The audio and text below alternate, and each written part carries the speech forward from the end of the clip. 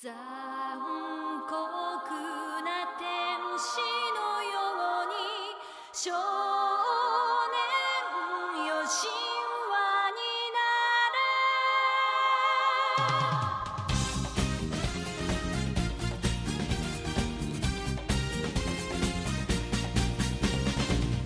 青い風が今胸のドアを叩いても私だけをただ見つめて微笑んでるあなたそっと触れるもの求めることに夢中で運命さえまだ知らない痛いけな瞳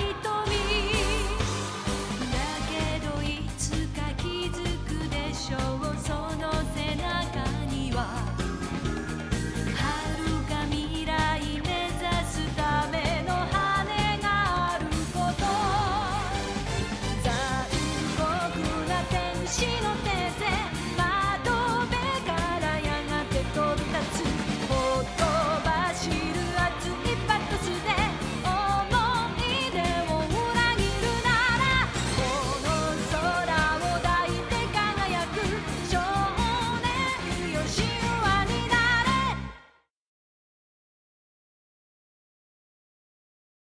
Let me ask you a few questions.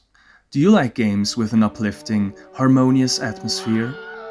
Do you like to discover mysterious realms and You violated the law. wander giant, blooming open worlds, rich with wonders, secrets and possibilities, merely waiting for you to be uncovered? Pissing all by yourself, handsome? Do you like high-octane, action-packed gameplay? Or do you enjoy your evenings with a balanced, player-friendly experience? Well then I have no good news for you, because we are playing Shin Megami Tensei 3 Nocturne. Dante from the Devil May Cry series, here we indulge in the wonderful pastime of barely surviving an apocalyptic weeaboo Detroit demon filled to the brim with bad actors, bad bitches and bad luck. Come along as we get rich and die trying, get rejected by literal succubi, play the 1986 arcade hit Puzzle Boy and have a really good time, just so we may finally face God.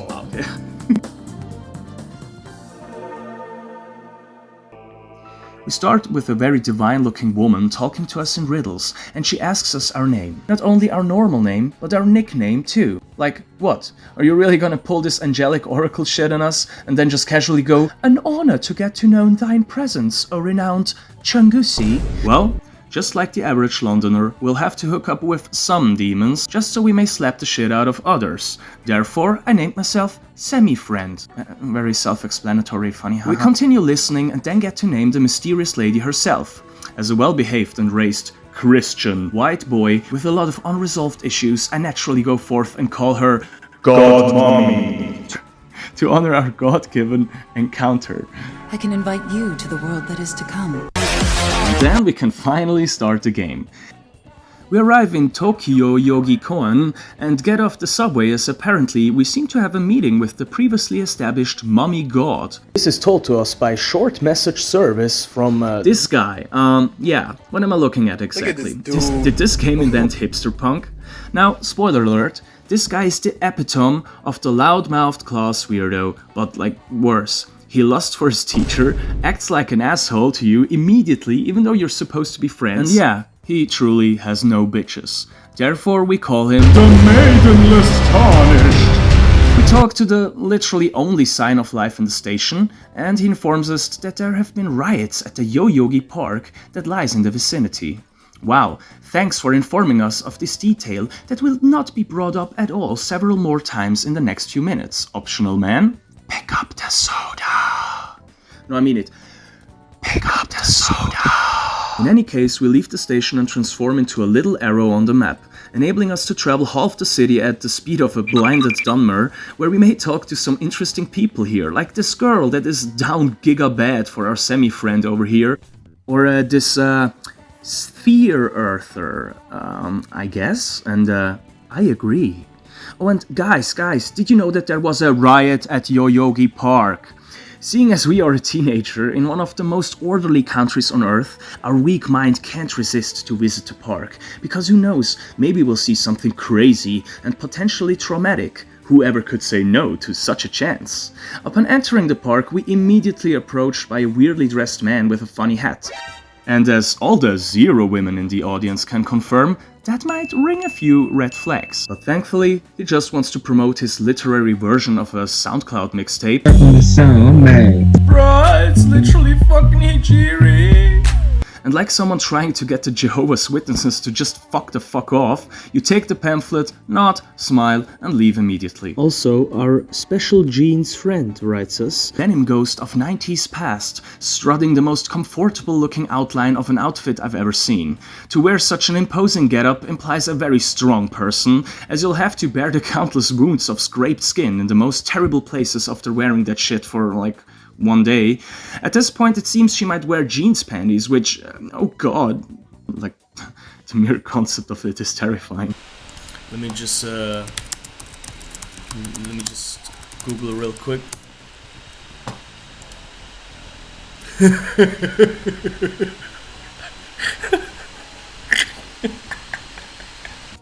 We call her strong jeans and continue on. She informs us that, we're late and we still have to get to the hospital. We arrive at the hospital to find some really strong and impatient jeans waiting for us.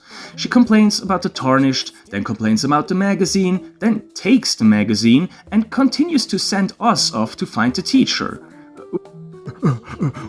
Wow, guys. Women, am I right? SMH my head. Oh yeah. We find the tarnished just standing around in this room, berates us for scaring him, and then goes off on his own.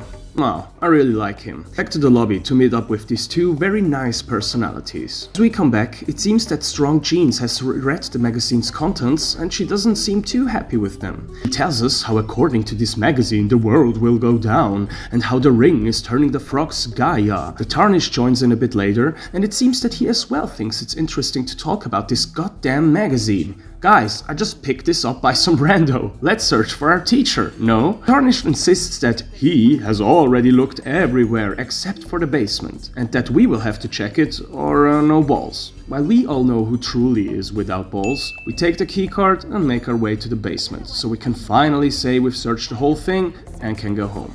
So we go down to the basement to find this symbolic hair man. He's called Hikawa, and he's talking in riddles to us.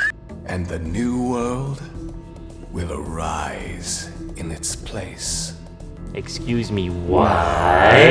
He then threatens to kill us, but Mommy Deus Ex Machina saves us from him. Stop!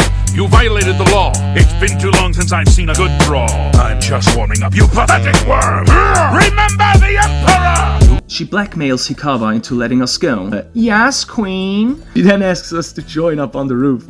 But so as we go there, we meet some Joffrey-ish boy and an elderly woman with a tree. They seem to be having a full schedule, and so they leave? Interesting. As we check into the first floor again, Tarnished and Jeans are nowhere to be seen. So, we make our way up to the roof, and it becomes clear that we've been caught up in some dire jackassery. Teacher Mummy God explains to us calmly how indeed the world will die and be born anew, basically confirming exactly what was written in Hijiri's cult magazine from earlier. She insists that she is mega important in all of this, and that she will be our pillar of strength in all the chaos that follows. She also casually explains that everyone outside of this hospital will die, which is just, slightly discomforting, thanks for the info. And then, after asking us to find her in the literal post-apocalypse, this happens.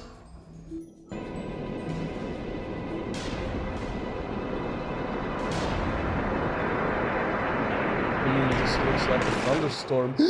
Oh my god, it's a negative filter. My arch nemesis.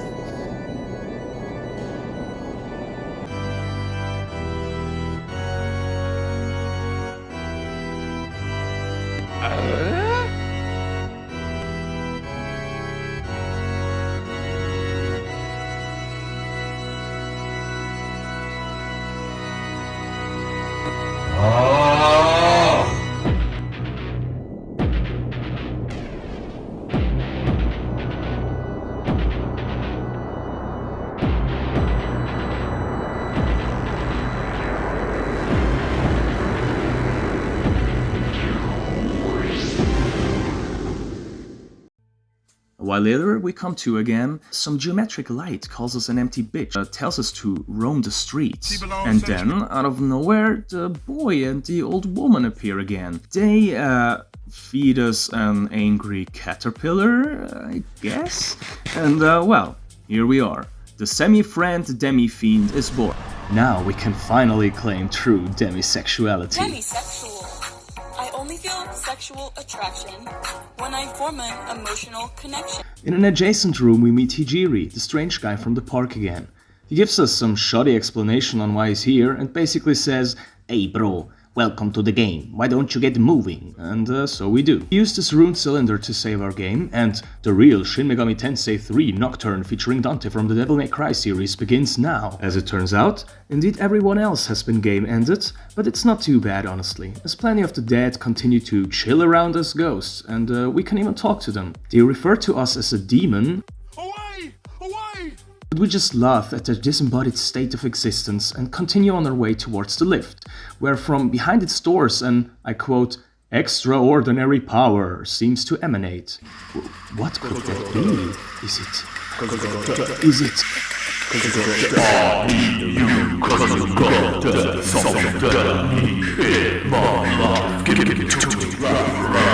Sadly, it doesn't turn out to be Ricardo, but a tutorial dungeon instead. The damaged duo shows up to dish out some quick 1990s parents' motivational speech, which more than entices us to push forwards. It's a very short dungeon, and it would be relatively easy, but we are playing on hard mode, and on hard mode you... On hard mode you die quick and often. Enemies deal double damage, we can't run from battles without items, and we have to pay triple money in stores. As a Dark Souls fanboy, I must say, oh yeah. These notions truly link to fire in my mesolimbic system. We literally die our way through the baby-ass tutorial to encounter age-shifted versions of the boy and the elderly woman from earlier. The boy is now a sinister-looking man though, and the elderly woman is, kinda hot.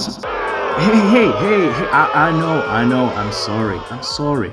They congratulate us on not dying, which, yeah, and wish us good luck on our endeavors, reassuring us that we will meet again. Then they warp us out of the red goo place back into the hospital in front of the lift we stood. Go heal ourselves and save immediately. Fucking hell. So, where were we? Ah yes, now we can finally take the lift up to the upper levels again. After walking around aimlessly for a bit, we meet her. Our 5-star and 5-inch gotcha jackpot alpha tomboy demi waifu, the Pixie. You so fucking precious when you smile. And even though she calls us flabby, that's mean, I'm not flabby, she joins up with us, but only if we promise to bring her to Yoyogi Park. As a natural simpaboo, we say, "Hi, watashi no jo." Together we make our way to find the key to the door she's been in front of. The key has been taken by some small demons, which have barred themselves inside this room. Pixie rolls a natural 5 or so on a speechcraft check, which is apparently still enough to trick the demons to open the door.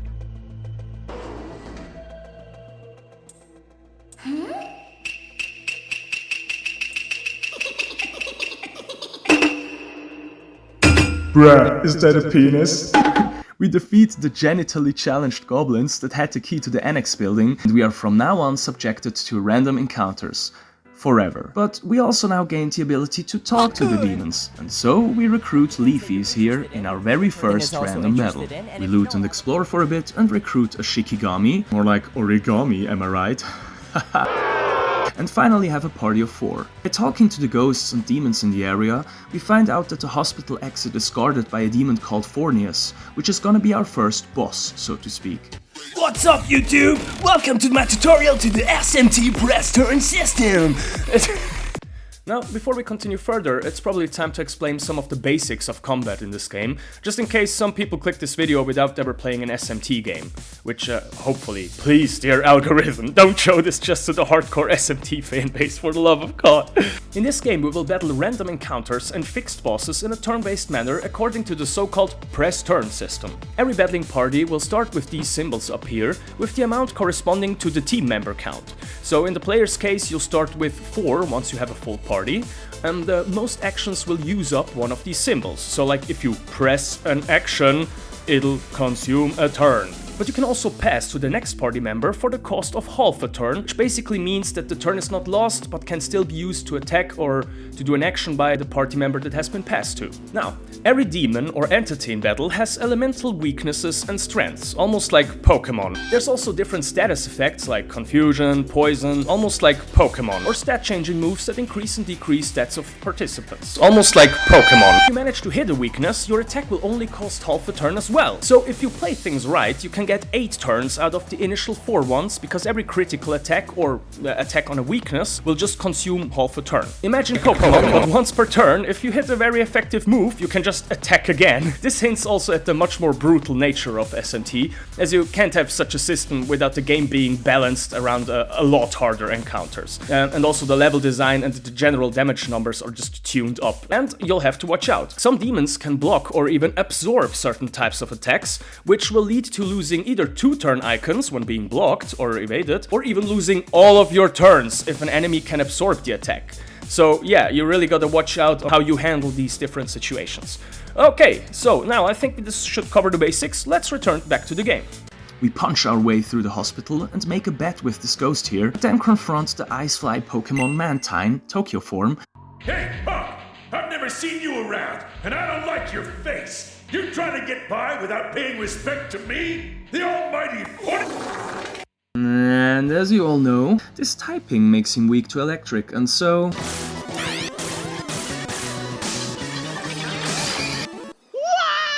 We save and finally leave this medicinal facility of cataclysmic conceptions. After a tiny bit of grinding, because I'm very introverted and fear the outside world, no seriously, these encounters can really fuck you up, we leave the hospital and we meet the H-Fluid duo again, and they congratulate us on the ability to reload our save, and the woman dumps a bit of world building on us. It tells us that the shiny ball in the sky is called Kagutsuchi, and informs us that we will be the one to decide what happens with this world.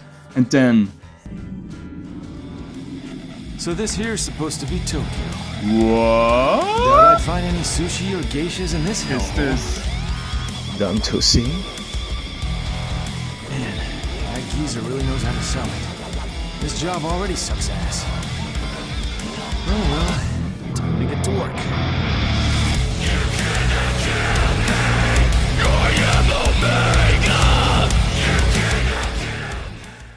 We finally step outside the hospital to find the desert wasteland of spherical Tokyo, aka the Vortex world. We make our way west, I guess, and arrive at Yoyogi Park, as promised to our banging, certified, electrically charged millimeter waifu, that by now has evolved into her next form, where she just seems to have smoked some weed or something, and is probably going through a phase. I'm not sure. Phase might take like 40 levels. She thanks us and wants to join up with the rest of the pixie gang here. But, as a young man, filled with fear of rejection and being alone, we beg her to stay. Because this isn't the real world, this works out perfectly, and we happily continue our adventure together. But not after looting this little section available to us here and meeting the Lady of the Fount, which has this motherfucker over here down badissimo, like lithospherically down bad. Like, okay, I'll stop. We leave Yoyogi Koen and fist pump our way to the next goal. We arrive at Shibuya, which doesn't really look any different than before the conception, I think. As a weeb in Shibuya, we naturally must go on a shopping spree, where we sell the soda we picked up earlier to buy a new buck to ingest, I guess, however we do that. After saving and healing, we visit our first Cathedral of Shadows, where demons gather, where we find this lovely man, called the Minister, or Mido sometimes. Here we can fuse our Digimon into new and hopefully better version of Pokemon, which we immediately do by fusing a second Pixie that I recruited earlier and Leafy into this Hindu water ballerina spirit. We recruit a legitimate Leafy clone and explore Shibuya and hear a rumor that a human person seems to be down at the bar. How the concept of a bar persisted in this world, who knows?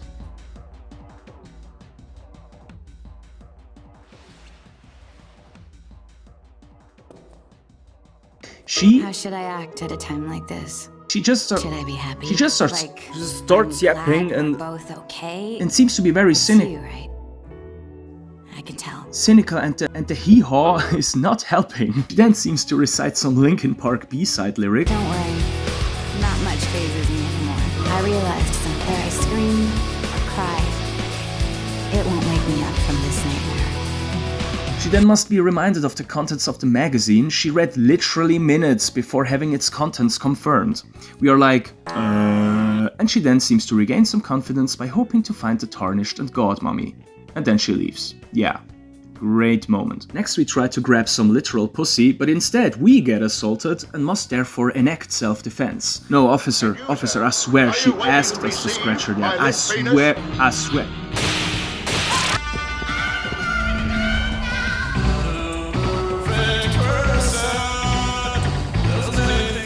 We leave the Club Inferno and recruit a wet mop on our way back to the save point. This fleshy Staryu here seems to wait for his mantine friend and yeah. So we go to the Cathedral of Shadows, where we fuse some OCB rips with another pixie to create a sexy Neon Genesis Evangelion reference. Danny Fiend? Crank that, soldier boy.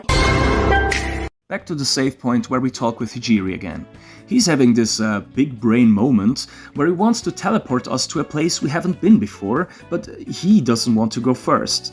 That's not very encouraging, Hijiri. We say yes, because we are a game protagonist going down an intended path. Yes, Mr. Game Designer, but because I know some thick-ass bullshit is coming up, we grind for a little bit first.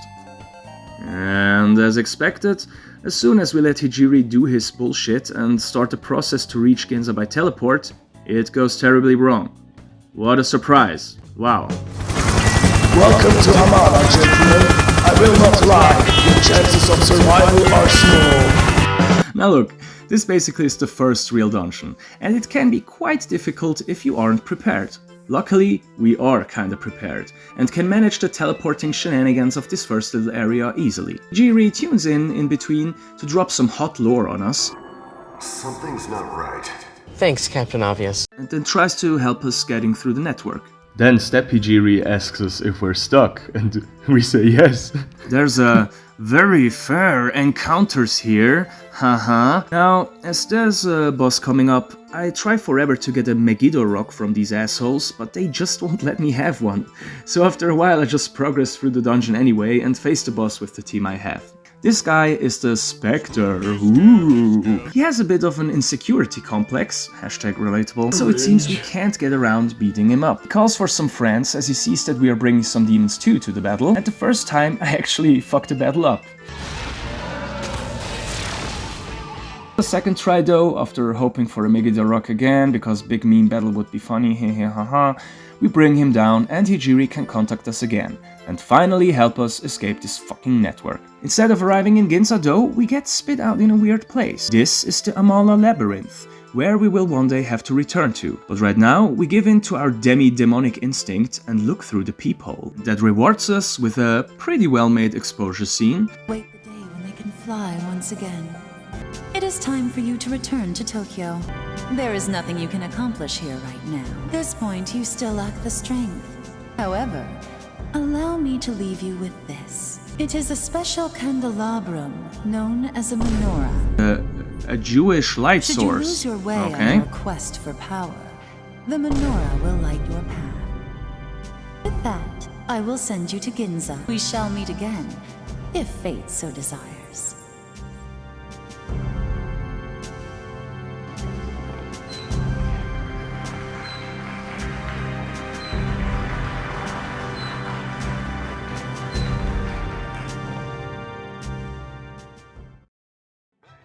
After all that, we have finally done it.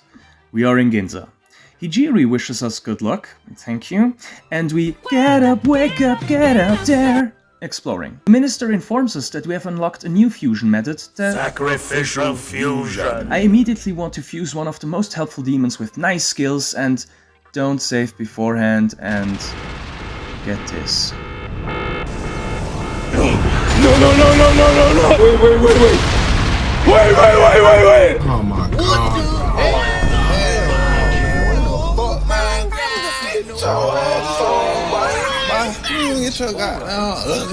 This makes me so salty that instead of reloading, I didn't want to because I had a good aquamarine drop luck, you know. I spent like an hour to get the fusion materials again and make the demon I wanted to have in the first place. But then I die. Oh! Now you fucked up! Now you fucked up! Now you fucked up! You have fucked up now! Because I'm a moron that hadn't saved for a while, like 75% of the grind were for nothing, so I restart. And then finally, as I just didn't seem to get the ingredients again, I just give in, fuse a fucking Inugami and make my way through the first part of Ginza Underpass, as it's the only way we can really take right now. On the way through the underpass, we meet these grey wiggly boys. They're called mannequins that seem to fear us much more than we do them, which is good. It turns out they might be hiding in the sewers, but they do have a little wholesome community down here, to be honest. We meet this collector mannequin, and he asks us to find a 1,000 yen bill, and in exchange he will tell the guard to let us continue further through the underpass. Now, as this is a game, and we can't progress anywhere else, and this man gives us a quest, we deduce that this is indeed a vital part of the main storyline. So we get going. We finally can fuse this ball of faces called Choronzon with the correct skill combination, like finally, and go into this previously barred compartment of Ginza. We loot and plunder to our fullest pleasure, all without consequence. Oh.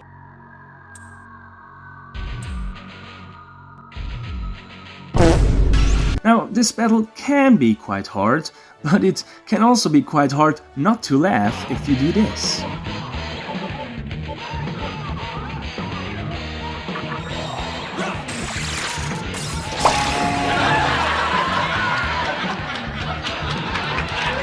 We bring the bill we looted back to the collector mannequin, and he hands us a letter in exchange.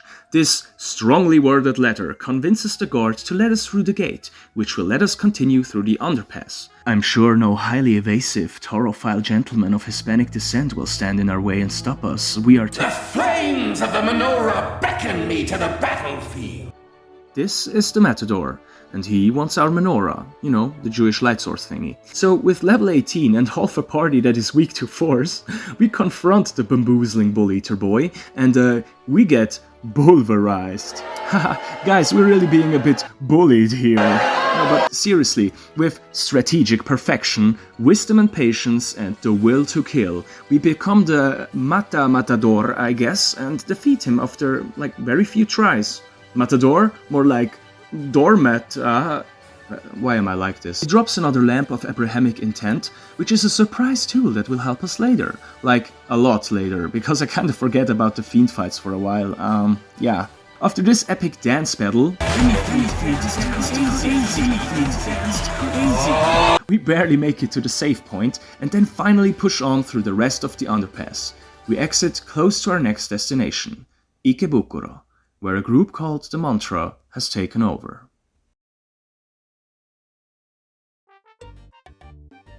After being greeted by the friendly locals, "Hey shithead," we grind for a bit to recruit a bunch of demons, as we need to step up our game ASAP. We also visit this dude, appropriately called Rags, back in Ginza, that exchanges the gems we found throughout our journey for some demons you can't recruit from the wild. I also buy a new Magatama, which was one of the elemental weedles we can ingest. By now we have a few of those insertable insects, and we can switch between them to match the defensive bonuses against the enemies we encounter in each area. They also let us unlock new skills, more or less adhering to their elemental type. It's a pretty neat system in my opinion. After a bit of fusing, our new team setup looks a lot more solid for the things to come. We got our trusty and officially high pixie, prolonged canine life form, Japanese legend man, faceball featuring anus, crusader incel, and our newest member, this Nekopara reject, catgirl VTuber. As we explore Ikebukuro, we are quickly informed that, as said, the Mantra, a group of power-hungry demons, has set up their H-quarters here. Their H-quarters, their HQ. We are warned not to enter, but being a rebellious teen, we feel the immediate, soul-crushing pressure to defy any warning and dive in head first. Closing in on the door, we hear voices, suggesting a discussion of some kind going on. And look who it is, our old friend, the Tarnished. He apparently has suffered damage to his amygdala because he does not realize that talking shit to a 15-foot, sexually confusing giant with a massive hammer, but apparently not in his pants, may not be the safest thing to do. As we know, thanks to this esteemed scientist, the amount of fucking around is proportional to the amount of finding out, and we see immediate proof of this hypothesis being delivered in real time in front of our very eyes.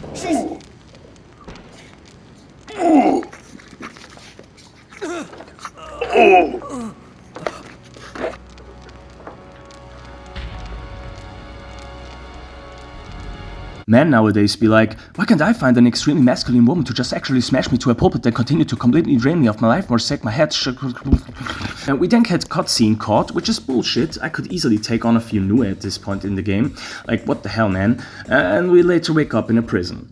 Jack the Lanterner over here informs us that we are to be judged in a very fair court for totally proven crimes. And if you look up Japanese conviction rates, you already know this process is gonna be as fair as the legalistic equivalent of a fight to the death against a satanic dog, an angry topless swordswoman, and Thor himself. Which it is, in fact.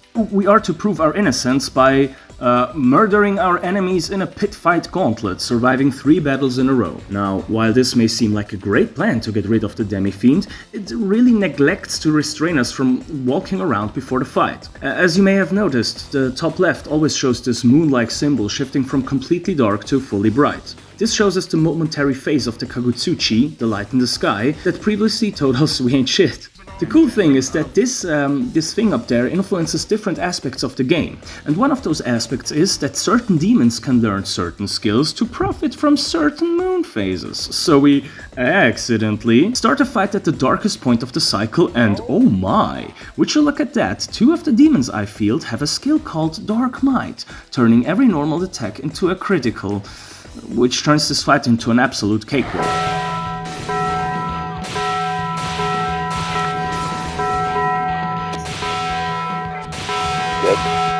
What the dog doing? Horribly, defenselessly die, I guess. After an easy first round, I confidently go against my second enemy, the previously mentioned topless swordswoman with a very conveniently placed pair of hair. Conveniently placed hair, oh my god. So confident I was in fact, that I didn't change my demons or my Magatama, and I get absolutely ass blasted. Let me just immortalize my cringy life reaction real quick here.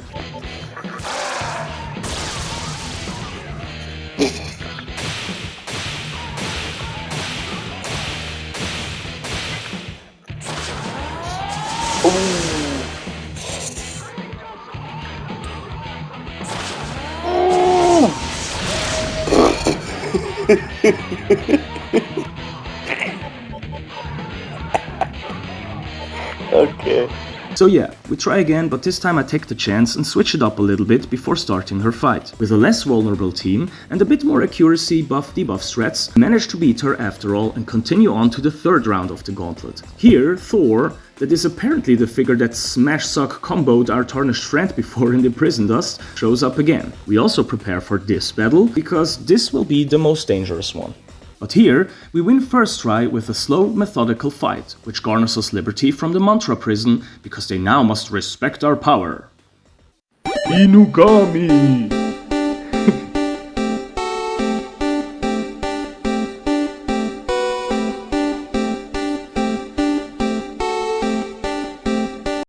Akami! We go and save our game, buy some supplies, and return to enter the Mantra HQ and explore it properly. But we're held up again. This time it is our favorite half-demonic demon hunter Twink in his best incarnation, shut up, that wants to fill us up on our strength. Right now.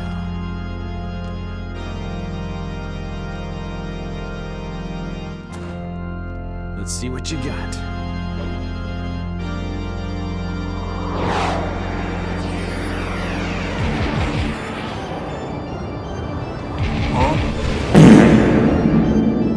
We show him what we got and pass the test with a lot of healing, so he lets us go because if he actually wanted he could have probably hacked us to pieces right then and there. After saving again, we can finally enter the building. I tried to keep exploration somewhat limited as there isn't too much good shit around here. We make our way to the roof of the building with a very entertaining lift ride. Turns out, urban bird flocks are mad ravenous, as we get assaulted and killed before we can reach the very top. We try again and actually make it, and there we find the head of the mantra, a gigantic stone statue of a three-faced demon speaking to us, calling himself Gozu Tenno. He is impressed by our strength and wants us to join his side, even trying to bribe us by expanding our demon bag space by 2 slots. He tells us that he and his mantra are rivaling a group calling themselves the Nihilo, and that he is planning an assault on their main base. We do not really care for these political maneuverings. After all, I'm not trying to make it here in the post-apocalypse just to re-establish a fucking government. At least yet. Seeing as this is basically the only breadcrumb of a quest we can follow right now, I guess we go and at least check the Nihilo out. Certainly there will be something in for us. The Nihilo base themselves in an assembly that apparently collects Magatsuhi. Magatsuhi being this red emotion, life, energy that floats around, and they collect it for their own. But as we arrive, we see that the Nihilo seems to be completely overrun by the mantra demons already, and the demons are bragging about their victory. We explore the ruined building, and in the middle of the assembly we find some kind of reactor ball chamber, where we meet... Hijiri?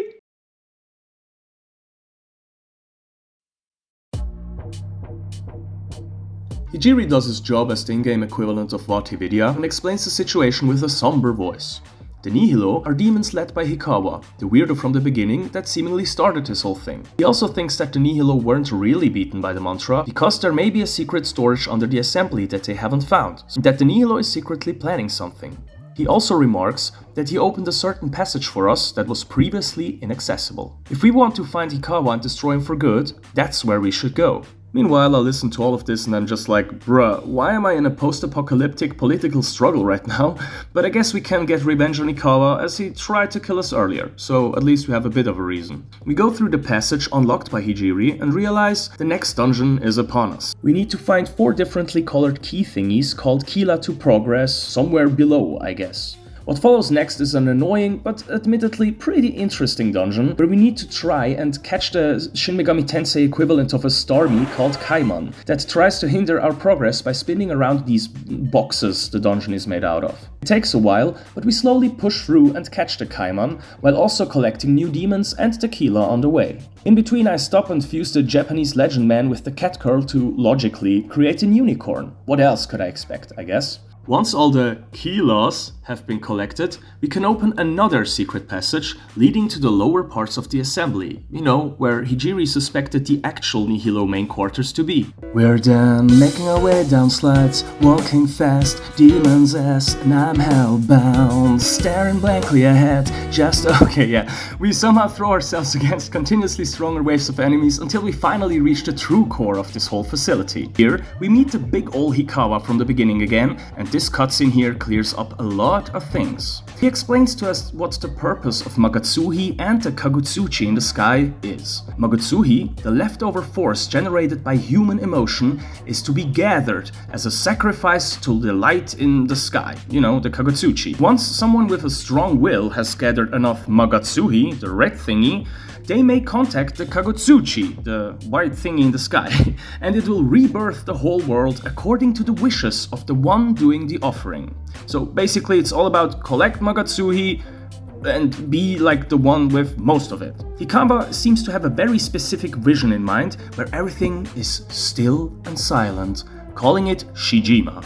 And very soon he will have enough Magatsuhi to do it. And as every game protagonist that will not be too late after all, we are already too late, he says. He then continues to say, I've come to make an announcement. Gozu Tenno and the mantra are bitch-ass motherfuckers. They pissed on my fucking assembly. That's right. They took their demon fucking dingle-dongs out and they pissed on my fucking assembly. And they said their Magatsuhi reserves were this big. And I say that's slightly annoying. So I'm making a call-out post on my tumblr.com. Gozu Tenno, you got a small Magatsuhi. It's the size of this onigiri except way smaller. And guess what? Here's what my Fanatsui looks like. That's right, baby. Glowing red, all swirls, no caution. Look at that. It looks like a full moon, 8 out of 8 cycle light. He fucked my assembly, so guess what? I'm gonna fuck the Kagutsuchi. That's right, this is what you get. My Super Magatsui Orbital Nuke. Except I'm not gonna nuke not Kagutsuchi right now. I'm gonna go lower. I'm nuking the Mantra HQ! How do you like that, Shinzo Abe? I nuked the Mantra HQ! You moron! You have 23 moon cycles before the Magatsui droplets are enough to fill my reservoir, and I can Magatsui impregnate the skylight. So get out of my fucking sight before I nuke you too! Okay, I am specifically gonna check how many people clicked off the video for that one. Seeing the Mantra HQ absolutely demagatsuhit from the face of Earth, or face of the... you know what I mean. Hikawa continues explaining, thank God, he's a villain that must explain himself, else we would have never received all this vital information. He reiterates that he has basically already won, and that God Mommy will help him finish the whole process, as she is the maiden of creation. Are you worried about Mommy? Yes? As he wraps his speech up, he summons a... fruity? Dual-wielding leopard? Fucking awesome, Joe! What? We make quick work of it, but Fight Hikawa is already gone and nowhere to be seen. The leopard warns us with its last words of the impending doom. We get out there, as it's time for us to use the spoils from this gruelingly long dungeon section and the new demons to get fusing and reinforce our team setup again. After that, it is time to check on the Mantra HQ to see what has been left over in the aftermath of the Nihilo attack. And as soon as we enter the entrance section, we encounter strong Cheens again. Sure has been a while.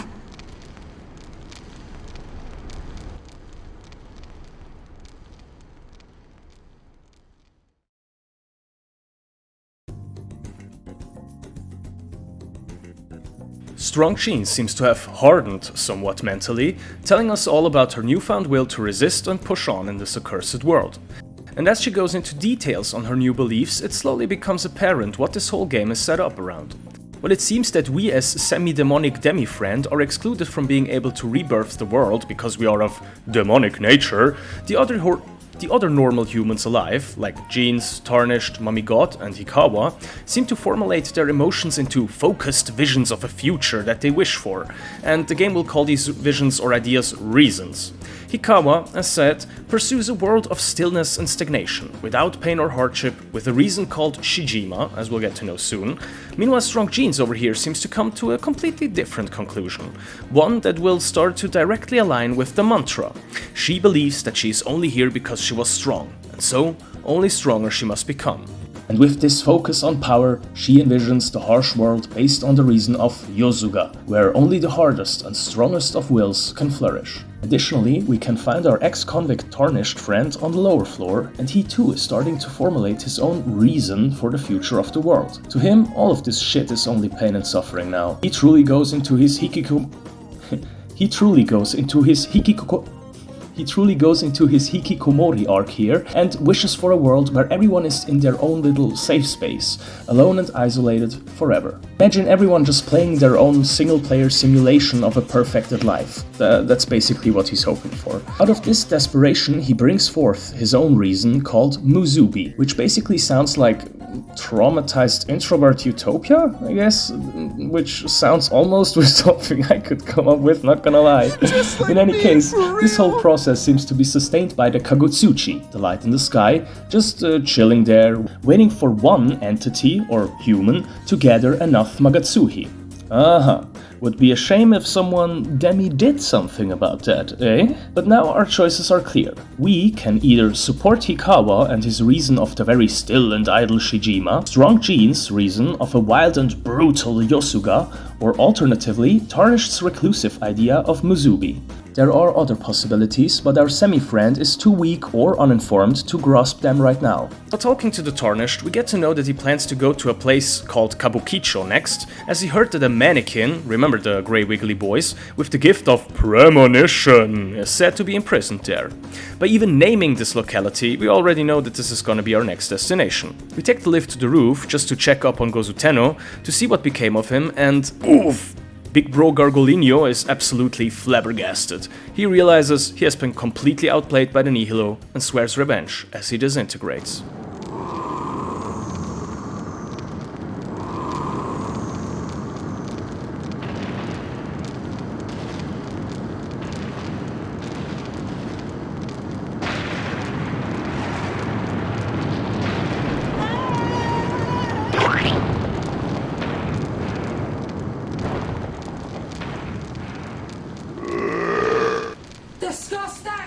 Thor, our previous jailer, awaits us outside. He tries to drop some epic sounding lore on us, but what he's really saying is like, man, shit sucks here, I'm going away now and we will meet again, wink wink. But now we can finally exit the Mantra HQ through a previously guarded side gate, enabling us to explore new areas. And as soon as we exit, our menorah starts acting up, indicating another strong fiend is waiting to ambush us here.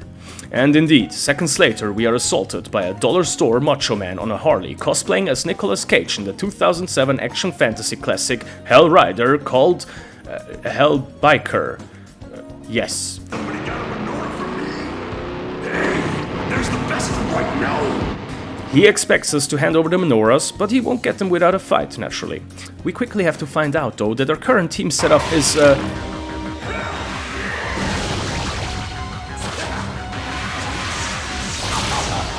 suboptimal, as they say, and after getting vehicularly demon slaughtered 2 times, I seek out the Cathedral of Shadows to change up the team composition. Specifically, we fuse our very first pixie and the unicorn into the banging MILF, ex-waifu of one of the Japanese Legend Man demons. What am I saying? With a constant upskirt, a specimen of the next evolutionary stage of an elongated dog, and a buff dude with a terrible full-body allergic skin reaction on our side, we manage to survive the Hellbiker's onslaught and overcome him eventually, getting his menorah as a reward, putting our own candelabrum counter to 3. To all the Persona 5 fans in the audience, you can literally ingest Hifumi in this game. I guess you can Hifumeet her. After a bit of grinding, it is time to finally leave fucking Ikebukuro and the Mantra HQ behind to make our way through the desert wasteland towards Kabukakkekicho prison, as indicated earlier by the Maidenless Tarnished. And as soon as we enter, we realize that something is off. The music shifts, and for what was said to be a prison, this looks a whole lot like an abandoned school.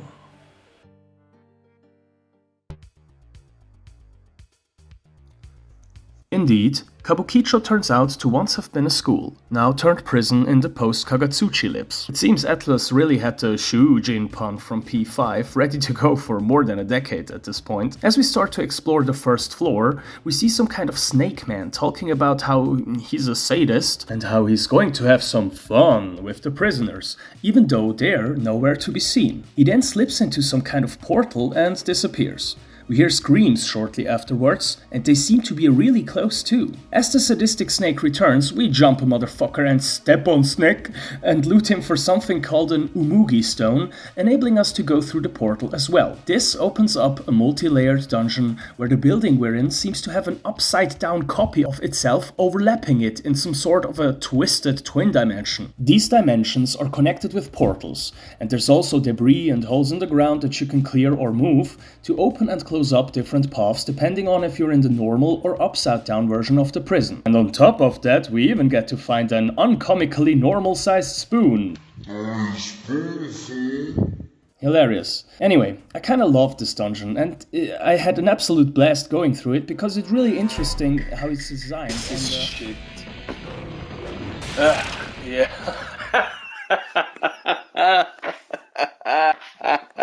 Nocturne, everyone.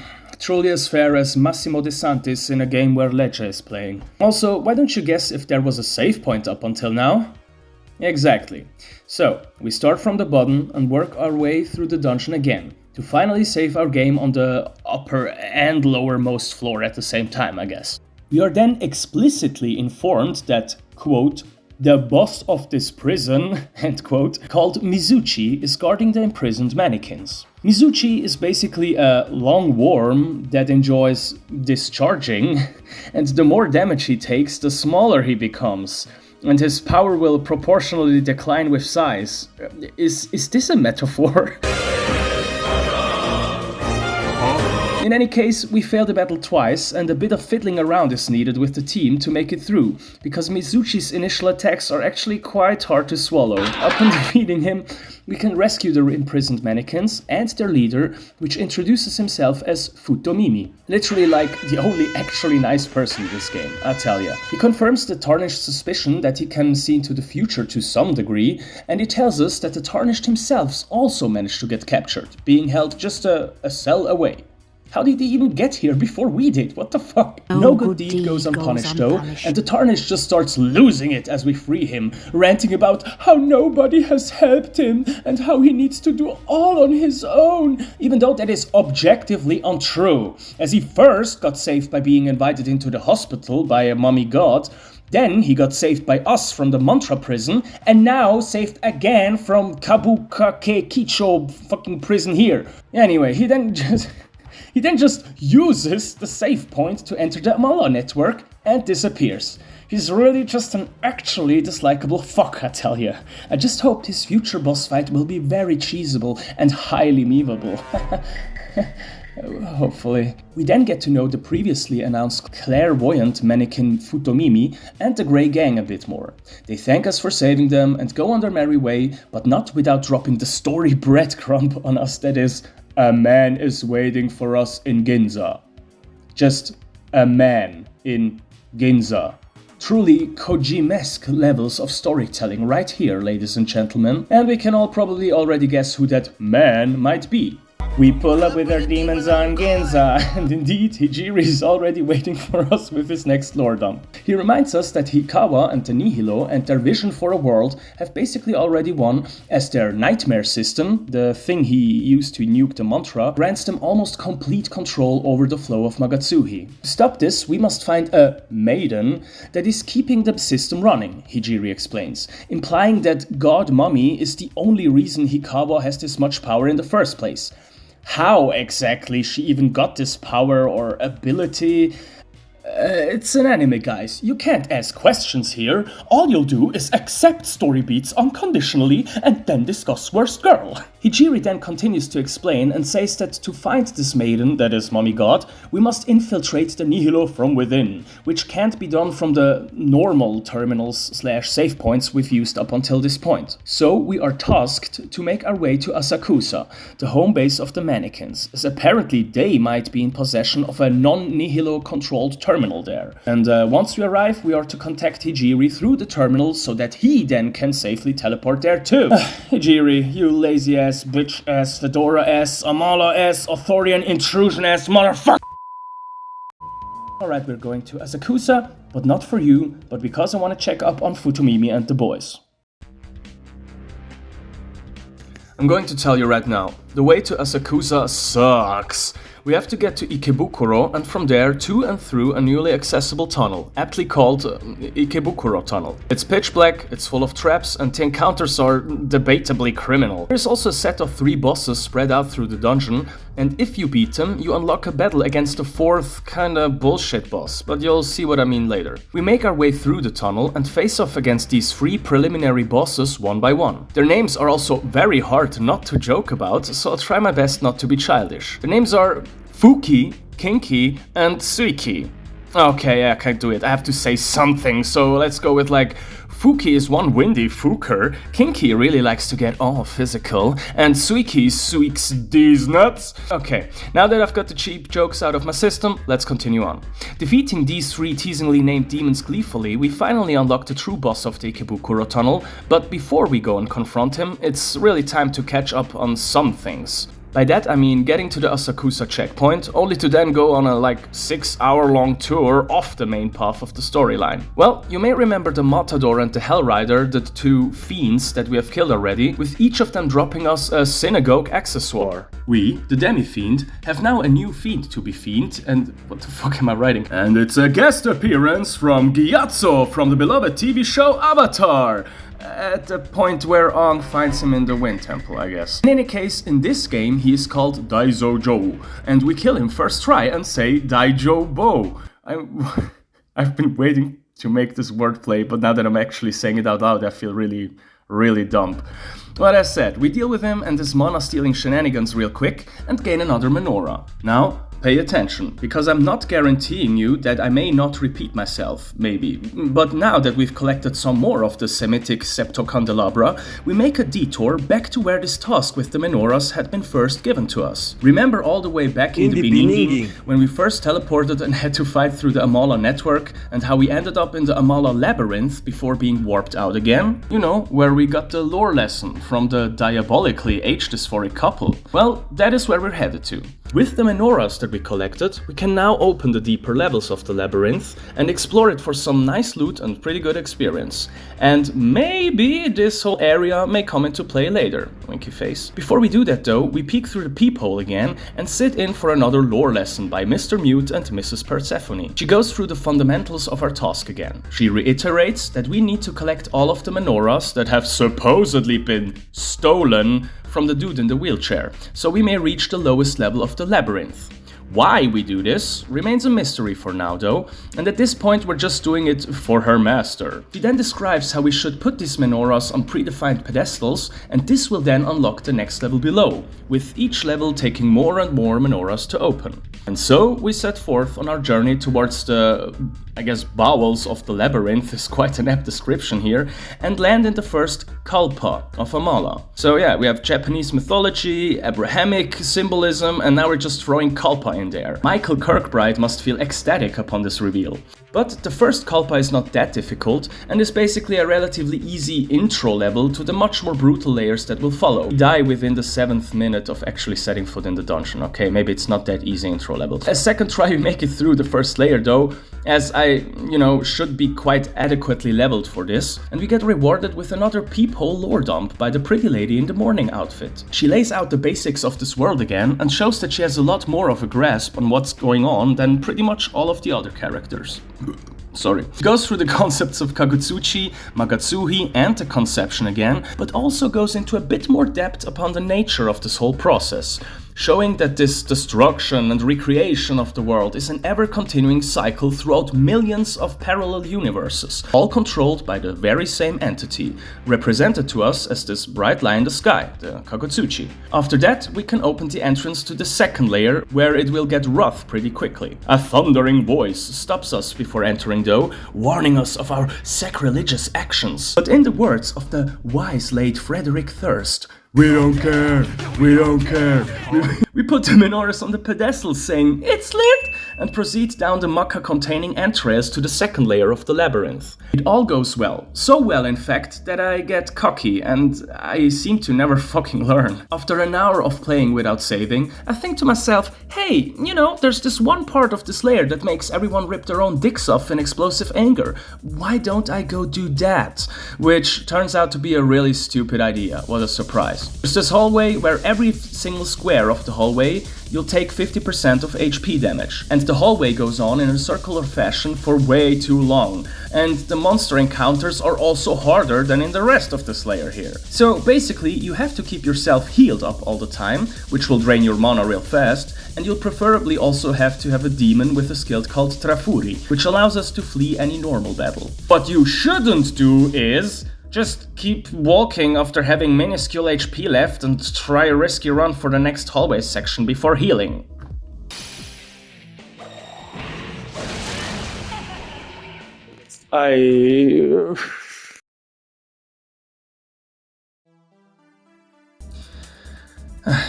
Oh well. So we do the whole thing again, walk all the way back to save, and then go down the accursed hallway again, and die again. The third time's the charm though, and we make it to the end of this great example of high competency game design and get our due reward. Some random demon is sitting down here, seemingly very occupied with his privacy, else I couldn't imagine what the flying fuck he's doing down here for all eternity apparently. Apparently he and his body demon have made a bet that nobody ever would come down here.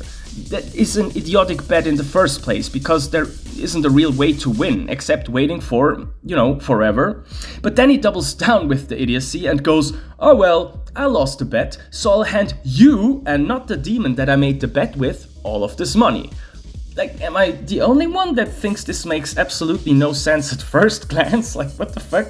I mean, I'm extremely grateful for the money, believe you me, but what the hell is this setup? Just have a chest containing the money down here or something. Like, what the hell? Anyway, now that we got the big bag, it's time for us to finish this layer of Amala. Stumble through a big room with a labyrinth of invisible walls for like 45 boring minutes, collecting loot and experience to then finally reach the end of this layer. We get another peephole cutscene. This time our dear delightfully devilish darling goes through the events that took place before the apocalypse. She basically confirms that what was written in that pamphlet from all the way back, the one that we got from Hijiri, that all of this was true, and that Hikawa indeed found an ancient document detailing the process to summon demons and initiate the end of the world. The game does its best to explain all of this, but there are some few inconsistencies. As such, he uncovered a crucial method to make his plot a reality. What exactly is, how did he uncover it? This was the scripture of Miroku, buried deep within the ring's library. Naturally.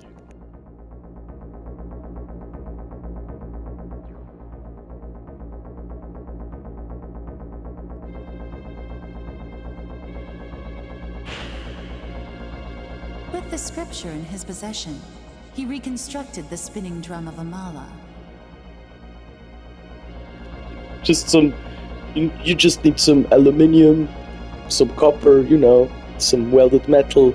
Just put it together, some wires here and there, some abracadabra, and the drum is spinning.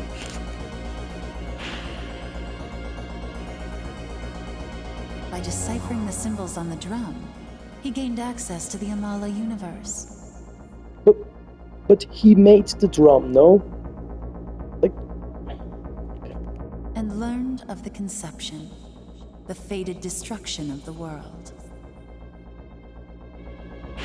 That incident at the park followed shortly thereafter. So, it just doesn't make sense. They have a scripture, some random scripture of Miroku, okay? Where is the scripture from? Who did write it? Why does it exist? Okay, these questions remain unanswered. All right. So in the scripture there is apparently there is some teachings that show you how to make this drum with runes on it. Then together with the scripture you decipher the runes that you yourself put into the fucking drum that you made by the scripture. So then you can foretell what comes. This is retarded. This is retarded. In any case, we get the first hint that another possibility for a new world exists. One that won't just be reborn with a new human reason in the will of the Kagutsuchi, but instead a world defying this eternal cycle of rebirth and death. I swear I can't punch for shit in this tube minigame, man. We arrive at the entrance to the third Kalpa, where we are immediately greeted by the new set of fiend bosses, the 4 riders of the apocalypse. They announce that they will be waiting for us to challenge them in the vortex world above, so we may gather their menorahs needed to unlock the next layer of Amala. In another grandiose act of game designer ring-a-ring, there is no warp back or a save point here, so we have to backtrack. There is a little shortcut though, if you're willing to pay up, and if you speak to these 2 shady ghosts that promise you some rest, yeah, well, they'll take around 5k from your pocket, but warp you back to the beginning fully healed. Now, When the apocalyptic equestrians over there were saying that they would wait for us to challenge them before, they weren't kidding. One of them, the White Rider, just starts stalking us right away and will try to get us to battle him every time we enter any zone. I try with the demon setup I had on me after the labyrinth, but it's just a bit too weak and we get bodied twice. The game sometimes lets you escape to battle though, and we use this chance to go and fuse some new demons, but I also spent some time grinding in the Mala labyrinth to evolve this demon called Dis, or Dish, into a Valkyrie, which will be extremely helpful in the White Rider fight. You'll see why. See, the Loco-Leden Liphison always summons two virtues, or these angel thingies, to his side, and you can theoretically use those to get more out of your turns by hitting them with critical force attacks, or very effective force attacks. The better strategy though is to bring a demon with Stone Gaze and then petrify them fuckers immediately and then just ignore them for the rest of the fight. And that's what the Valkyria will be for. Also, she comes with light and fire immunity, which is extremely advantageous for this fight. Petrifying the virtues will also keep the White Rider from just giving himself several more moves per turn, transforming this battle into quite an easily digestible affair, turning this apocalyptical horseman into a post-apocalyptical horse corpse. Beaten to death. Okay. Now that we are free from the pursuit of this particularly cocky horseman, it's time to get some returns on our pain investment in the second Amala layer. We splurge and acquire 2 new Magatamas, further allowing us to change our elemental resistances and learn new skills. After this quite extensive detour, it's time to get back on track again. Remember the 3 funny named bosses in the Ikebukuro tunnel? In the Ikebukuro tunnel that we sent to Hell's Hell? Well, after their demise, a 4th boss, basically their superior, has appeared now. After going through the whole damn tunnel again, because I somehow thought I still had to kill one of the 3 initial bosses, I know I'm an idiot, we meet the final encounter of this area. It's a demon with a, most sadly, innuendo-less name called Ongyoki. Now, if you just go in and try to fight this prick, you probably won't get far. He will just clone himself constantly, and you'll have to lucky guess which one is the real demon, and AoEs don't work, as they'll always miss him. But some demons and ghosts in the area have been dropping hints that you should fight him when the Kagutsuchi is at its fullest. And if you do, then the real Ongyoki will always have cast a shadow below himself. Now, I say always, but we'll get to that in a second. I died twice, first because he just crits me for 850 something damage, the second time because I forgot to take measures against dark attacks and therefore get insta-killed in literally the second turn. Third time is where it gets interesting, or rather really fucking annoying I should say. The battle goes fine, all is well, and then Ongyoki's shadow mechanic just stops working? Now I don't know guys, but can you show me where the fuck the shadow is? Nowhere? Wow, you're right! I hope I imitated Dora well enough here. At first, when I realized it, I just tried to ignore it and chalk it up as some kind of error, but as I realized that no more shadows are spawning, quite a bit of cope and seething ensues. Honestly, what the fuck is going on? It should show me a fucking shadow. There is no shadow. There is no shadow. What the fuck? I'm just so pissed at this fucking game. Where is the shadow? Where? This is bullshit. Just thanks for ruining my round game. What? I've been at it for 20 minutes. How the fuck is the shadow just not spawning anymore? It's still full Kagutsuchi. This is unacceptable fucking bullshit. Sorry man, fuck this.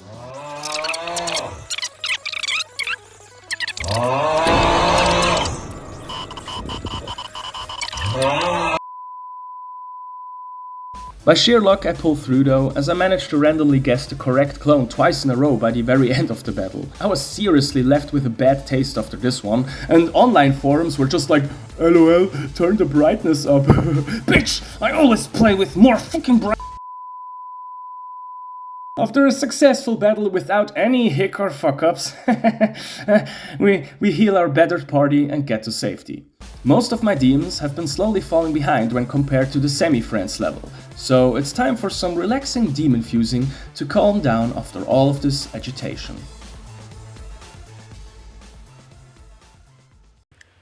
We return to Asakusa and rest up. Hijiri has teleported here also, by the way. He's currently pondering the cylinder intensely. Now, we have to take on another one of these apocalyptic riders. Next up is the one in red. I thought this would be an easy battle by just turning his helper demons into stone again, but yeah.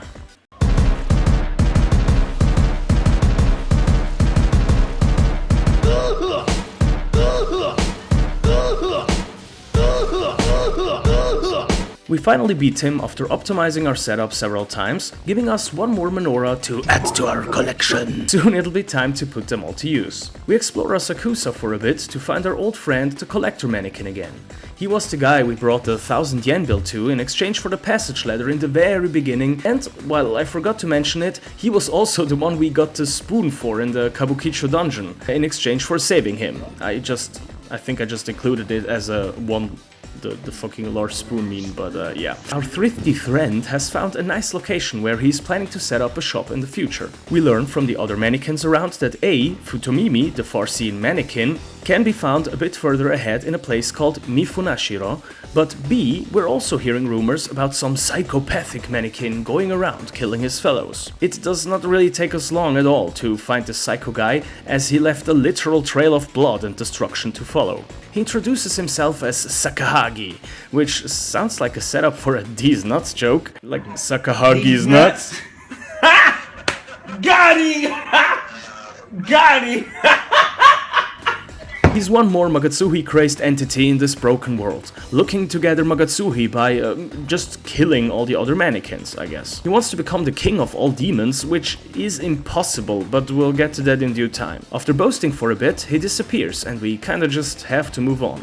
We make our way towards Mifunashiro, and the game and its NPCs slowly start to drop more and more concrete info on us. Everyone wants to bundle up Magatsuhi, everyone thinks about the new world to be soon ushered in. You can feel the world tensioning up around you as the factions we've been presented with slowly consolidate their ideas and power. It is not quite clear how exactly it's going to end up yet, but we will find out soon enough.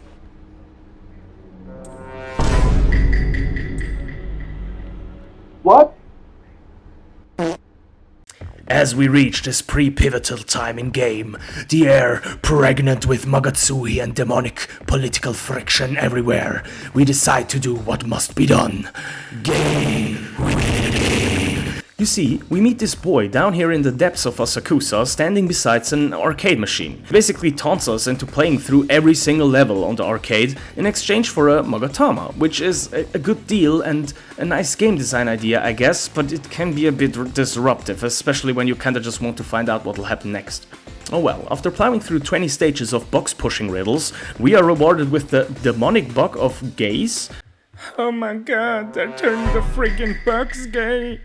And with that, we've done all the current possible side stuff in this place and can finally move on to Mifunashiro, the holy land and birthplace of the mannequins. As you've probably noticed, the mannequins aren't really human, but something a bit different instead. When the Vortex world arose and all of humanity except for those in the hospital died, all of the dying human emotions materialized into Magatsuhi, the magical red power everyone is gathering for themselves. A lot of Magatsuhi has been absorbed, for example by Hikawa and his nightmare system as we've seen earlier, but there's also other structures and artifacts as we will come to learn. Another part of Magatsuhi is streaming between our cylindrical save points, forming the Amala network we've also been traveling through already. But some of the Magatsuhi was absorbed by the literal mud in the ground, coalescing into bundles, giving rise to new personalities and existences arising in like a human-like form from the earth. That's what mannequins are. They feel, live and think like humans, but with bodies formed of mud and with characters of long past human emotions. Futomimi welcomes us, but can't let us into the Holy Land itself.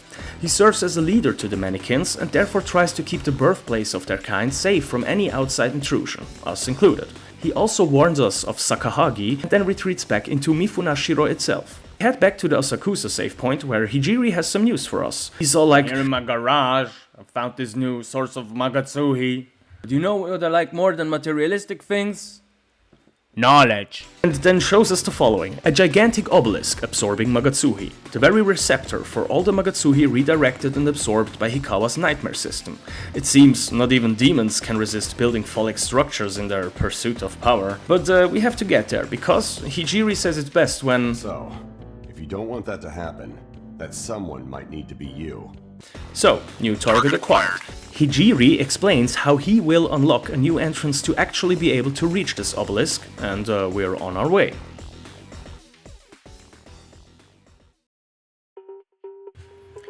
We head to the secondary entrance to the Nihilo base and find that Hijiri has kept his word. There is a new path to take through the base, truly a shortcut of all times.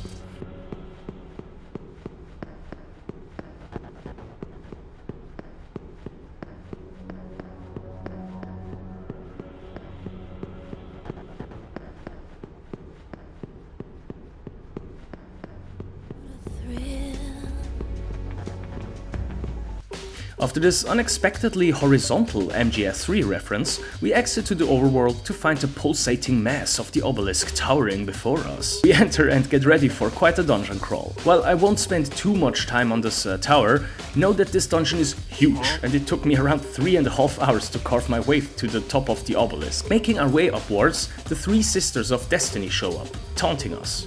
You know, the ones from Greek mythology. As it is custom in Shin Megami Tensei, and like Persona as well, for example, all of humanity's fantasies and mythoses, mythosi, I'm not sure. I just googled and it's actually mythoi, are represented in-game by demons of all kinds. And while Atropos, Clotho and Lachesis aren't actually ruling over destiny in this game, they still stand in our way and will have to be disposed in a certain order, else they won't really die. Now, come. Reaching the upper levels of the obelisk, we find them separated at first, and we will have to defeat Clotho, then Lachesis, and then Atropos, for they assault us united as a generational triumvirate of destiny. What am I writing? After finally clearing the obelisk and reaching the uppermost level, we find Mummy God again, which seems to be in some kind of trance, serving as a conduit of some kind for the Magatsuhi gathered in the tower. Waking her up stops the flow of Magatsuhi into the obelisk, and we save her from being unconscious before it'll be too late and Hikawa has won. But even still, the sheer amount of power that Hikawa has assembled by now will probably be enough to help him achieve his goals already. Mummy Teach spouts some nihilistic BS before looking up to the sky and turning into Rorschach. It seems an entity called Aradia has possessed her, apparently answering to Mummy's despair and hope, and ultimately her wish to have a reason of her own.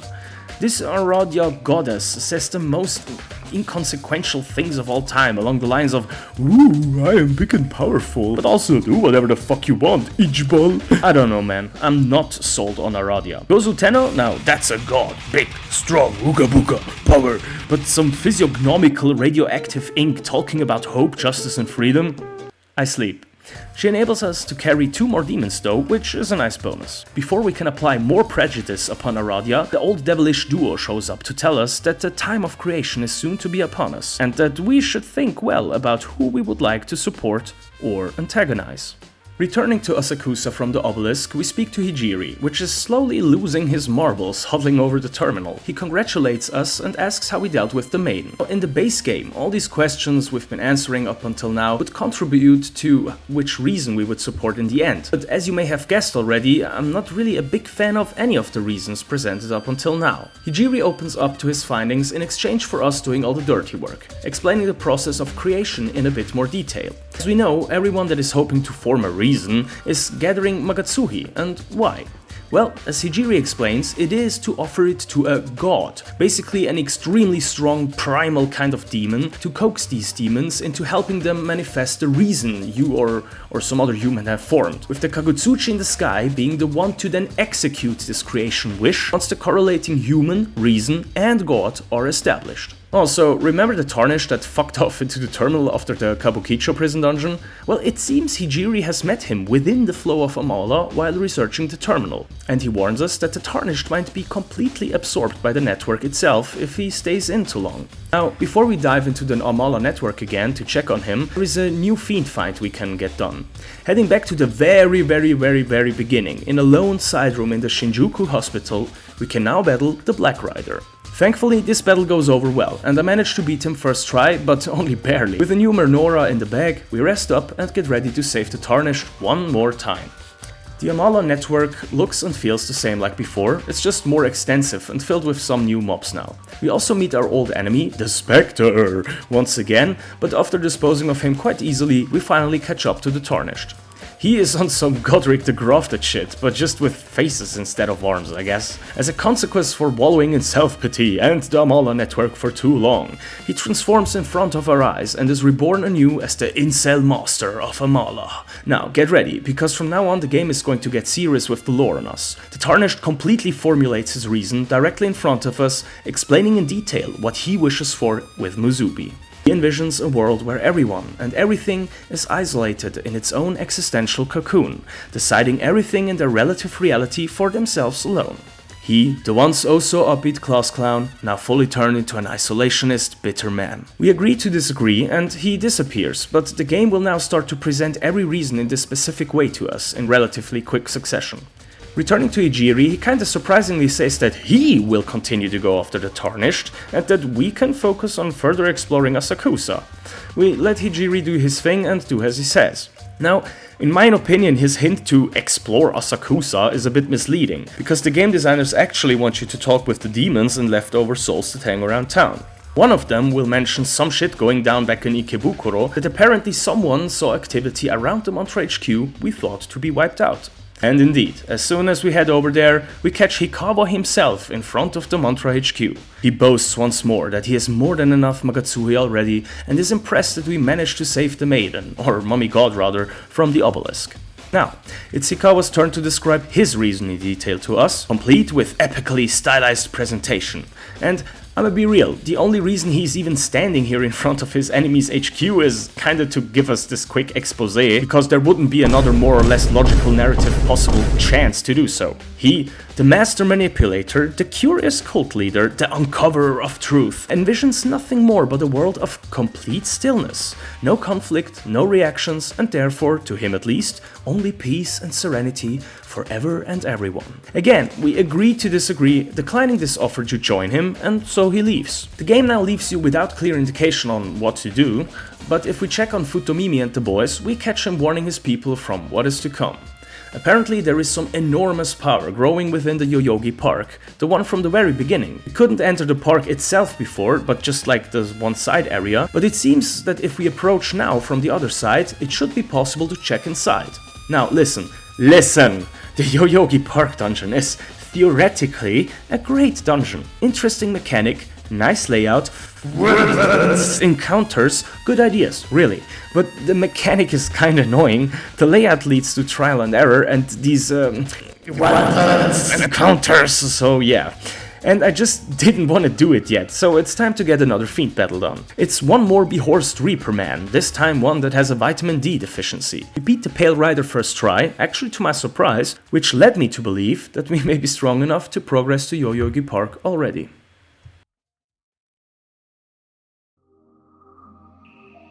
Through a newly accessible tunnel below Asakusa, we make our way to the previously blocked off part of Yoyogi Park to check out what exactly is going on. Entering Yoyogi, we immediately meet a terrified fairy talking about everyone in the park being brainwashed. It seems the source of power amidst the park is somehow manipulating everyone here. In a side room we find Mummy God, and she seems to desperately try to formulate a reason, but without success. She somehow thinks because she's now accompanied by a Radya, which calls herself a god, she should also be able to bring a new world into creation. But it just doesn't seem to work, and so she asks us to bring the massive power source of the park, an artifact called Yahiro no Himorogi, to her, as she hopes the massive amounts of Magatsuhi stored in there could help in forming her reason. And so, there we go, clawing through another dungeon to serve as a demonic errant and savior boy to one of the few humans left alive. Here, the pixies and fairies flying around keep on blocking our way forward, teleporting us away every time we cross a path they guard. If we get past them, they will then change the places they block, but at least they keep switching back and forth between the two same patterns, so we find our way through it sooner or later. 2 hours later. And guess who awaits us in the end? The holder of the massive Magatsuhi reserve is Sakahagi, the psycho mannequin. He scoffs at us, telling us he'd hurt us just like he did with a girl that he met here before. He's talking about Jeans, and while he didn't manage to kill her, he implies that he badly wounded her before she ran away. He summons a powerful demon to fight against us.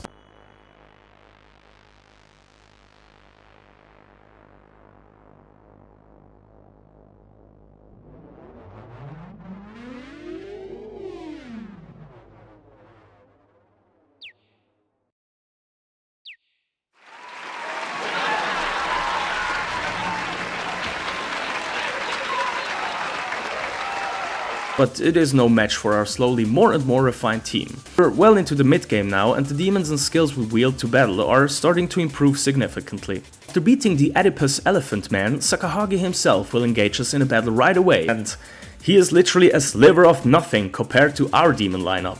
Even without any MP left, we smash him and loot the Yahiro no Himorogi, but it seems emptied of its power already. Sakahagi consumed it to fight us, so yeah, apparently this oh-so-powerful stone could contain barely enough Magatsuhi to summon one Rimekala and control some fairies. Okay. The fairies of Yoyogi Park thank us for disrupting Sakahagi's plans and reiterate that Jeans has been here before but has now ran away wounded. They also warn us that she is carrying some strong dark emotions with her, which at this point it's no wonder she's getting pissed. All day long in the Jeans panties, then an apocalypse, and now she's been attacked by some maniac mud puppet in his pursuit for power. In any case, we now know who we should look for after this, but first back to Mummy God to give her the Yahiro no Himorogi she so wanted to see. Seeing as it's empty now, she asks if she can have it, and our dear semi-friend just stands there, which counts as a yes to her. Clutching the artifact, Aradia takes her over again. She rambles on for a bit, then warns us of a new force taking over Ikebukuro, wonder what that could be, huh? And then leaves. Mummy God has an existential crisis upon this, as she still just expects her reason to spring forth out of nowhere inside of her mind. She leaves to search for whatever answers she could possibly find in this destroyed world, and we as the protagonist take a hint and check out Ikebukuro. Before we do that though, we have to go back to a quick talk with Hijiri. He seems to have lost some more marbles in the meantime, and is now having delusions of grandeur. While also telling us to check out Ikebukuro next, he also rambles on about how he truly believes he can seize the Amala network for himself, which I'm not sure, Hijiri, but I think the Tarnished may have a bit more of a grasp on that whole thing at this point than you may think, old chap, old pal. But oh well, we let him do his thing and get ready to make our way to Ikebukuro, to see what all the fuss is about. It's really time to get fusing again, because as usual, the team starts slacking behind the semi-friend, and those next encounters are gonna be quite tough.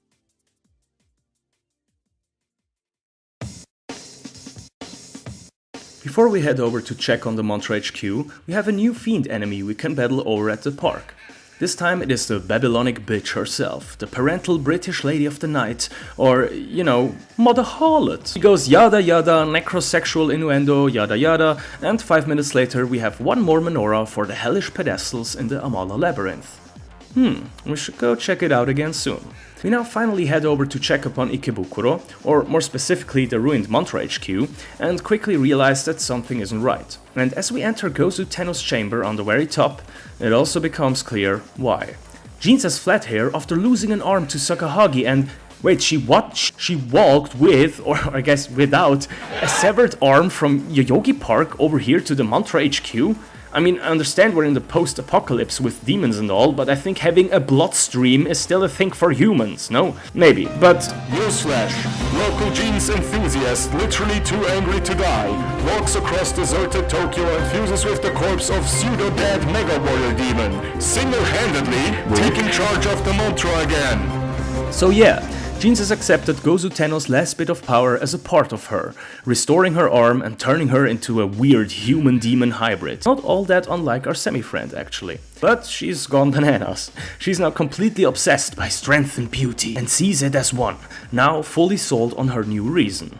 Yosuga, where strength and beauty are as one, and rule over everything else. So she has now finally joined the ranks of Hikawa and Tarnished with her own reason, able to rebirth the world soon, if she accumulates enough Magatsuhi. We're thrown out of the room, and as we leave the tower, we already find the first demons gathering back in the Mantra HQ again to follow and adore their new queen. Oh well, shit's starting to go down soon.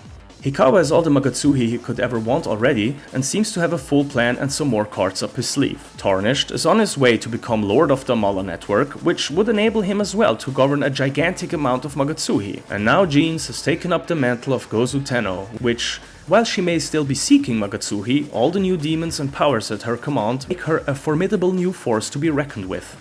And, as we know, Hijiri is trying some shit too. Well, we'll check on him in a second. First, we're off for a quick detour back to Kabukakkekicho pre-zone. Oh god. Some normal Jack Frost apparently has gone bonkers and now calls himself Emperor over at the Kabukakkekicho prison. We show he, him, who's boss and take his Magatama, and back to Asakusa we go.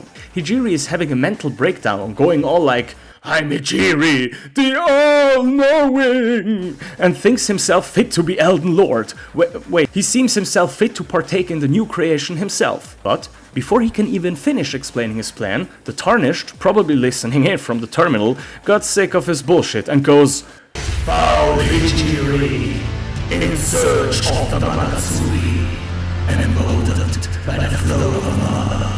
Someone must extinguish thy loud fucking gable, bro. Let it be tarnished against hell. I have to stop talking about Elden Ring for fuck's sake. Anyway, Hijiri is sucked into the terminal. Seems we once again will have to dive into the Amala network to check on someone. We do just that and are immediately welcomed by the Tarnished. He asks us to come visit him at the Amala temple, to which he'll open a connection to. It's there where Hijiri is at the moment, and the Tarnished promises us some revelations. We go and find him there. And so we move through the network of Amala once more, only to encounter the goddamn Spectre a third time. This time he's completely off his rocker and will just try to unalive explode himself and his clone's coughing style. But he's still no match for us, and we beat him for the third and last time. Upon exiting the Amala network, we're dropped into a new area, with the apparent Amala temple visible in the distance. This is our next dungeon, or rather our next 3 mini-dungeons, so to speak. There's 3 pyramids with a smaller level and a boss each, and we have to clear all 3 of them. As the Tarnished explains, after we enter the main area, this temple is also filled to the brim with reserves of Magatsuhi, which have been long lying in wait to be used. I'm not gonna go into detail into these pyramid levels, as they aren't that spectacular. Some teleport riddles, some jump down hole riddles, and 3 fairly feasible bosses. One is a big underground mouth, one is just a bunch of guys, and one is a shadow silhouette beneath a cloak. Except for the ridiculous encounter rates really pushing up our levels, there isn't a lot to see here. I mean, it took me around 3 hours to clear this whole place, and while it wasn't necessarily boring or even annoying, it was just time-consuming often, you know. Having deactivated all the 3 small upside pyramids, we now gain access to the central, previously floating pyramid that now touches down for us, literally. Tarnished taunts us, reiterating that he has also manifested his reason fully, inviting us in. We go in to find Hijiri floating in a stream of Magatsuhi, having some banter with the Tarnished. Tarnished enlightens us that to access the Magatsuhi in this place, someone must be sacrificed, as it seems. He accuses Hijiri of having planned of sacrificing either our semi-friend here or the Tarnished right here if we would have let him. As a show of force, the Tarnished drops Hijiri into the sea of Magatsuhi. Any last words before I dump your ass? Where he dissolves, and that's that.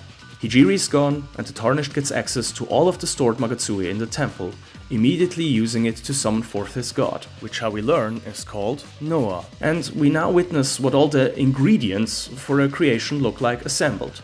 The host, a human, carrying a fully developed reason, entwining with a god. Although this one's a real children drawing of a rhino, god to be honest, but yeah. The Tarnished announces his soon-to-be world of Muzubi once more and vanishes. We exit the pyramid and witness 2 demons aligned with genes chattering about. They have observed the situation and seem alarmed that the Tarnished is already with his god, and make haste to report the strong genes. The game again doesn't explicitly tell you where to go now, but as soon as we check on Mifunashiro to see how the mannequins are doing, we come upon a horrible scene.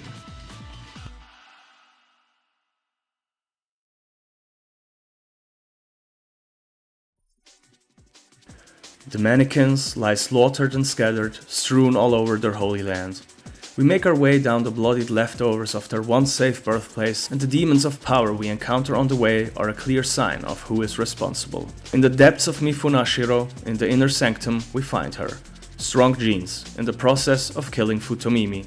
In search for Magatsuhi to sacrifice so she could call upon her own god, she butchered the mannequins, which in the end were nothing but walking, talking mud, given life by human emotions, but without the privilege to ever form a future or conceive a reason of their own. Jean summons some angels to hold us off while she gets ready to finish the deed. And even as we win easily against the angels, it is too late. She too is now poised to present her reason upon the Kagutsuchi, as the god of Baal Avatar merges with her and takes over her body.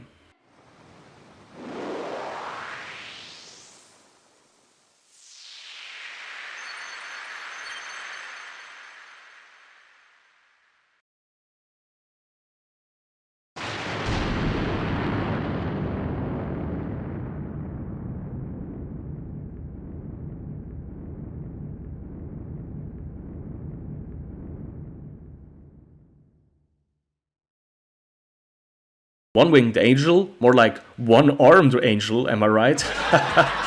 Before she blasts off, she announces that she feels a third power beside herself and Tarnished getting ready to summon their god over in Ginza. This will most likely be Hikawa, from which we are yet to see any divine summonings. But with this event concluded, another place is opened up.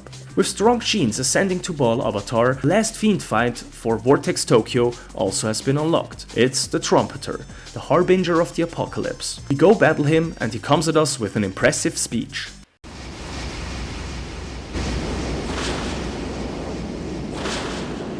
Little lamb, done well. I watched. I am. It is I who will announce. I have come. Show me your incomparable trumpet. Let me see the raging trumpet of a demon. And amidst the pandemonium of our trumpet, I have come.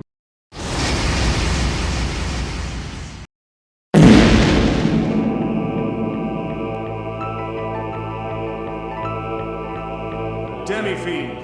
You have been branded with our masters. You must take the last trumpet with the bottom of the abyss and meet our masters. Meet there. That is, of course, if you can defeat me. The trumpet meet. I have come. He has a gimmick where he either heals or kills someone on the field by the end of every 4th turn, but he is quite manageable after all, as we beat him in 2 tries. This concludes our search for menorahs, for now. We've come a long way with these, from the Matador to the Hellbiker to Daizojo, through 4 apocalyptic riders and the Mother Harlot, and now the Trumpeter. It soon will be time to put them to good use. Progressing through the newly accessible Yurakucho tunnel, we find a lonely soul in a random cave shaft. He asks for a demon to help him burrow out some treasure. We hand over some weak demon and go past the time doing something else. Returning to the mining soul we gave a demon to, we are rewarded with something called a Kimon stone, which will be extremely important later. For now, we put it in our inventory and move on, to actually finish our travels through Yurakucho tunnel, allowing us to access one of the last main story locations in the game. The Diet Building. Now, this is the second to last main story dungeon, and it is a lot shorter than the final one at that. Now, this dungeon carries a bit of infamosity because of one certain boss and a general spike in difficulty, and, as I said before, I wanted to go and put the menorahs on their corresponding pedestals to further open the labyrinth of Amala as soon as possible. And this, folks, is where we leave the main story behind for a second, to travel back to the labyrinth and hopefully find out more from the mysterious age-switching couple that gave us our powers in the first place.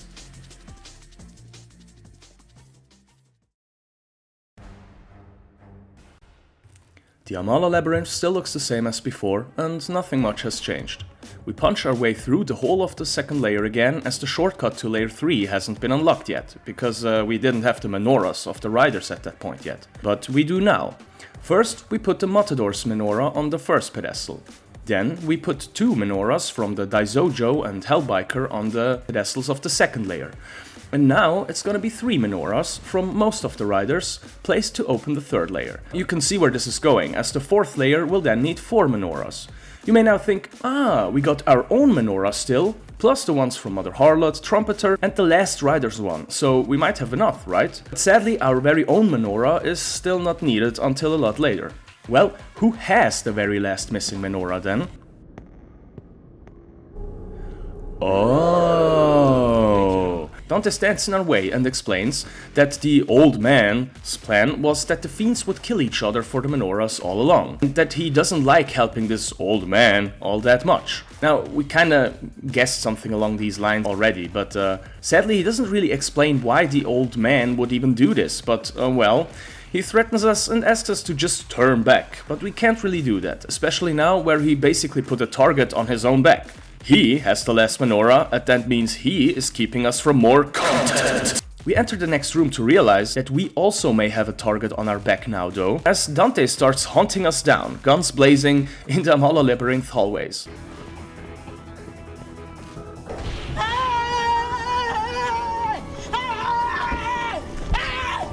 Why are you running? Why are you running?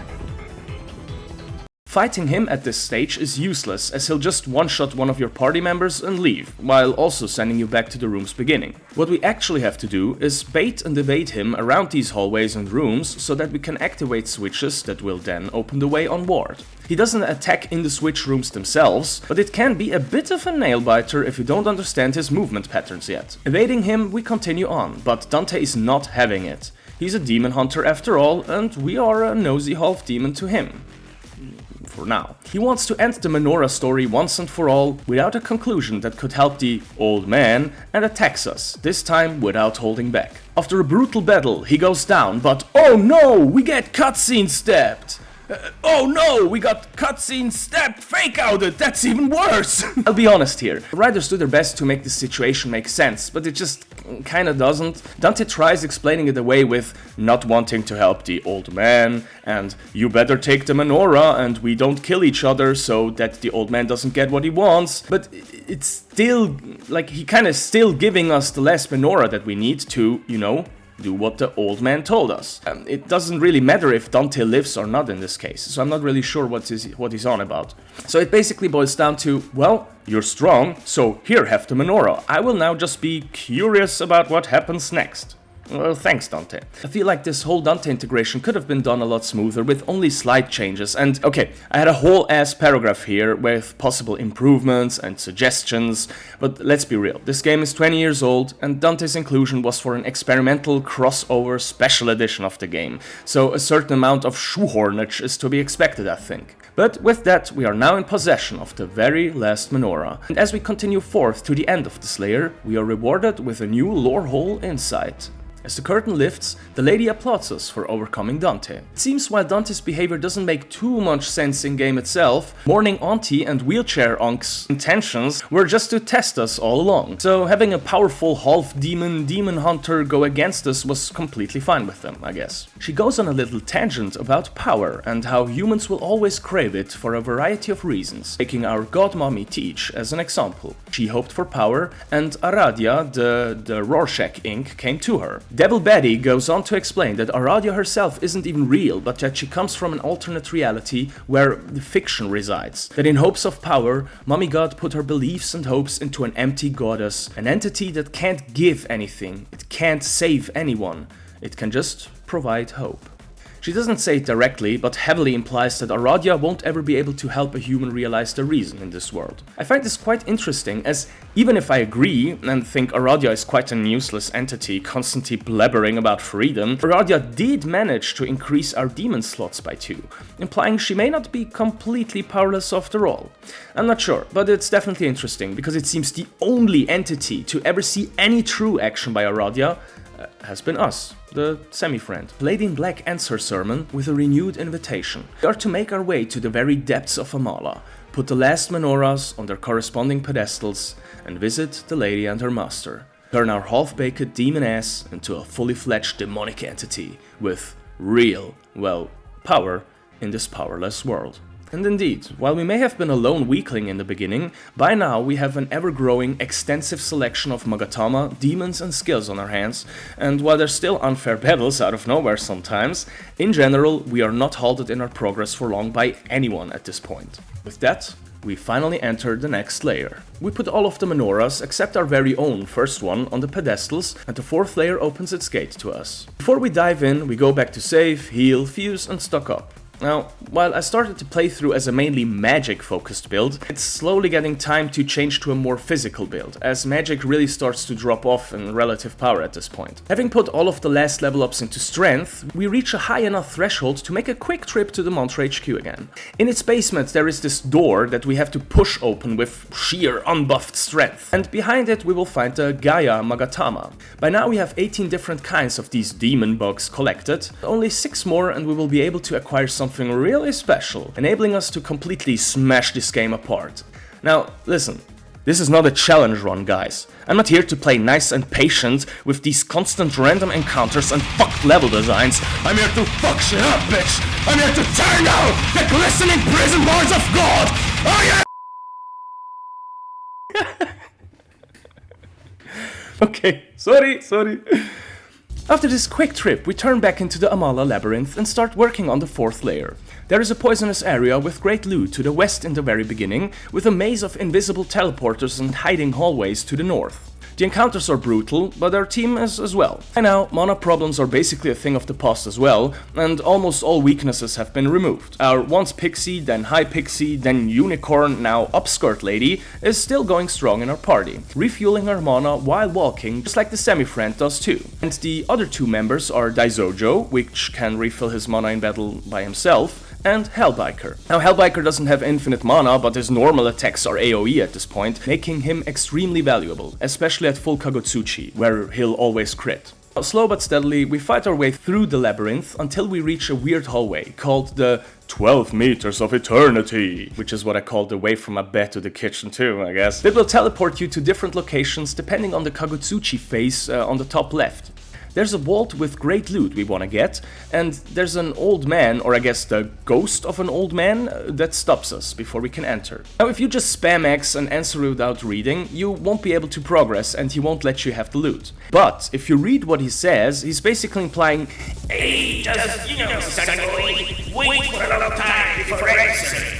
And after leaving this menu open for several minutes, I think it's at least 3, and then answer yes, he'll be impressed and will get access to a chest, a death stone, and 100k Maka. Boy, let me tell you, we need the money because some of the Magatama we need to buy are ridiculously overpriced, especially on hard mode. All of this is taking in-game hours, and it's kinda boring to write a script about this, so I'm gonna move this along a little bit. We talk to weird souls in Amala Labyrinth. 2 souls give cryptic hint to ring a bell. We find the post-life bell in a cemetery on a stain of a humanican corpse. Don't question it.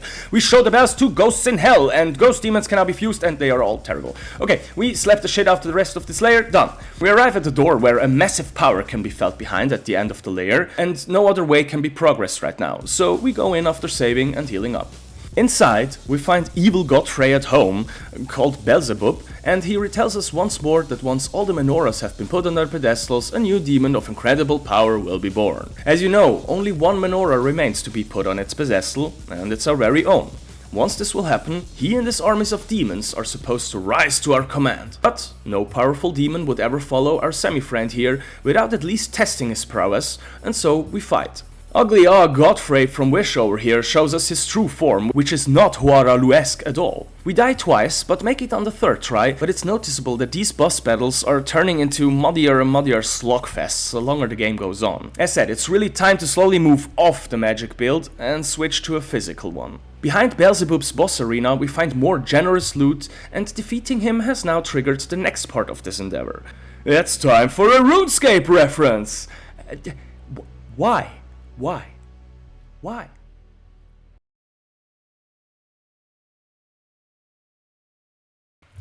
What's up guys, Felsbrocken here. Today we're live playing RuneScape and we're gonna do the one small favor quest that will provide us with 2 quest points, 2 antique lamps, a steel keyring and access to the Fadlip Hills glider. Amongst that we will also have a random key for a random door in the 3rd, not 4th, fucking layer of the Mala. Woo! Okay, so this is what follows. Game wants us to talk to this mothbird thingy, and he will know about the demon that has information concerning a star key. We go into the 2nd Kalpa, back to the hidden demon that made this idiot bet that gave us big money. We talk to him, and he says, "Yo, my friend's drunk ass has it, I guess."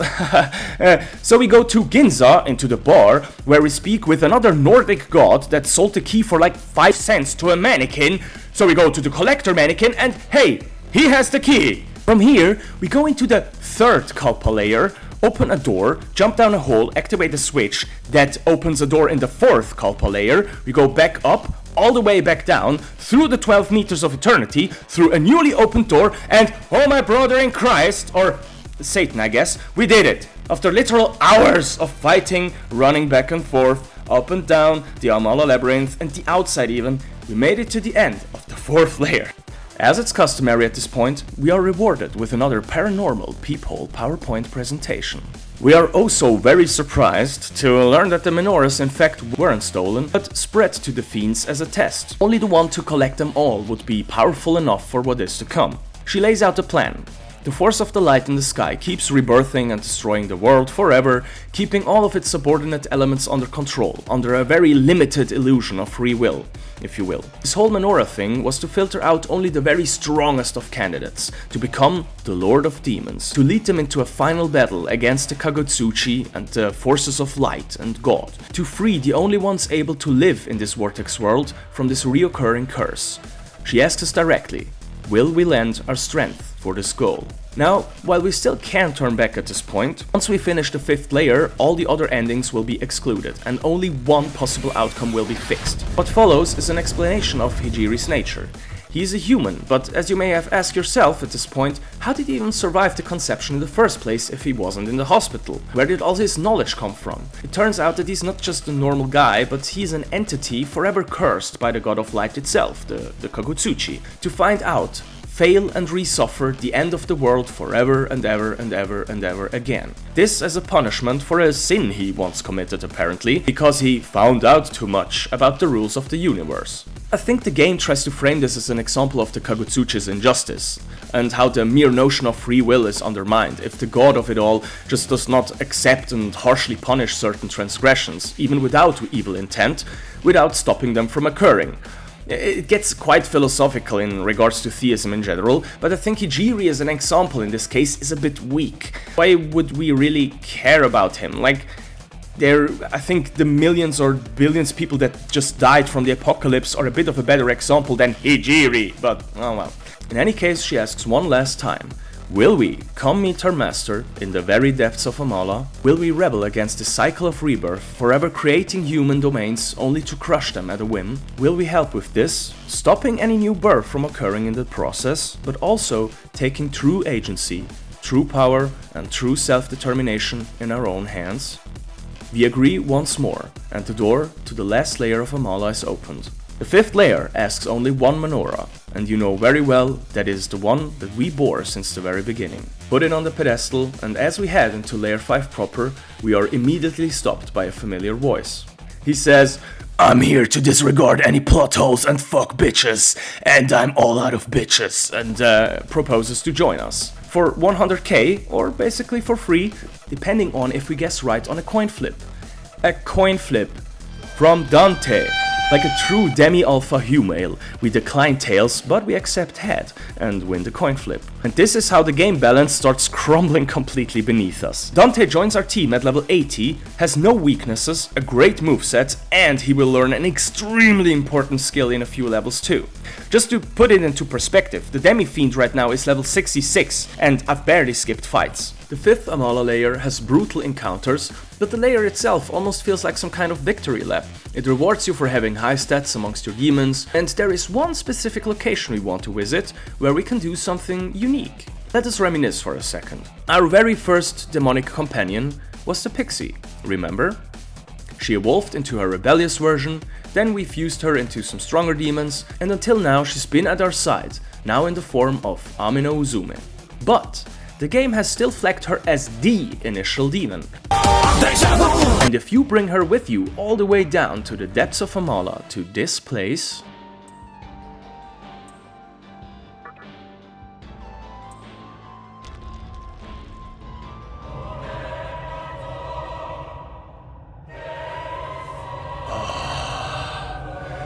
you were at my side all along. My true waifu. My smiling, healing battery.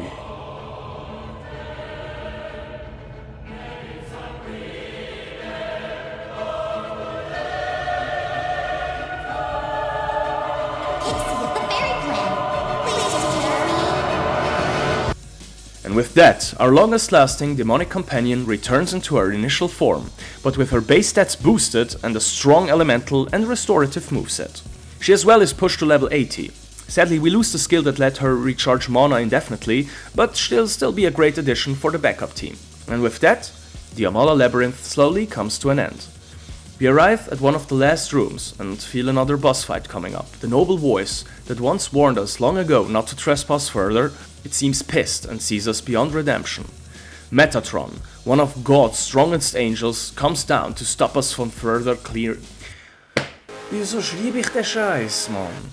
Metatron, one of God's strongest angels, comes down to stop us from further clearing Amala. But, I'm going to be honest, at this point he can stop us. Here's Demi! Our team has not a single weakness left, and with Dante and 2 fiends by our side, there isn't really anything he can do to stop us any longer. It's a long fight, but we beat him first try. It's a long fight. Metatron goes down, and with that, the very last hurdle keeping us from ascending to a full demon. As we set foot into the area behind Metatron, we find ourselves in a familiar area. We're back in the tutorial dungeon, this time without any demons standing in our way. It's a nice callback to explain where exactly we were in that first real encounter with the lady in black and the boy, and at the end we can now progress further. We arrive at something that is called the lift to the abyss, and we ride it down into the unknown. All the times we saw the lore expositions through the peephole, it showed us this theater-like place. And this is where we're taken, this time for real. Demons greet us with thundering roars and applause. The demon that we have been waiting for.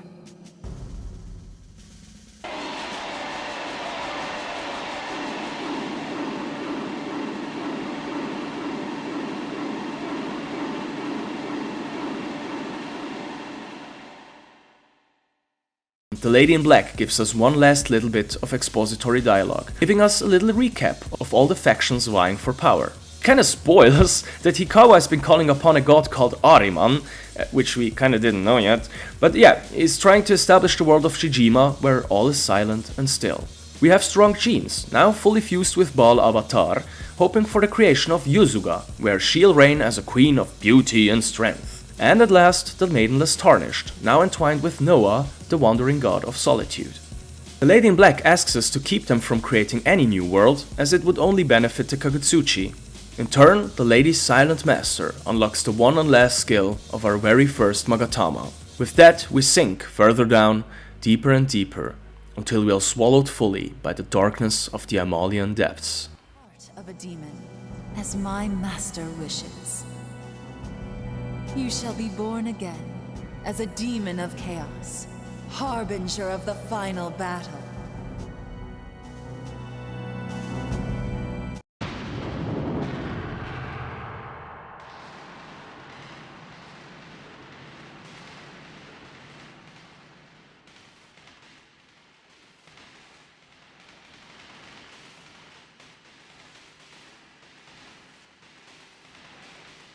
To the one who bears our strength and hope, may you forever prevail.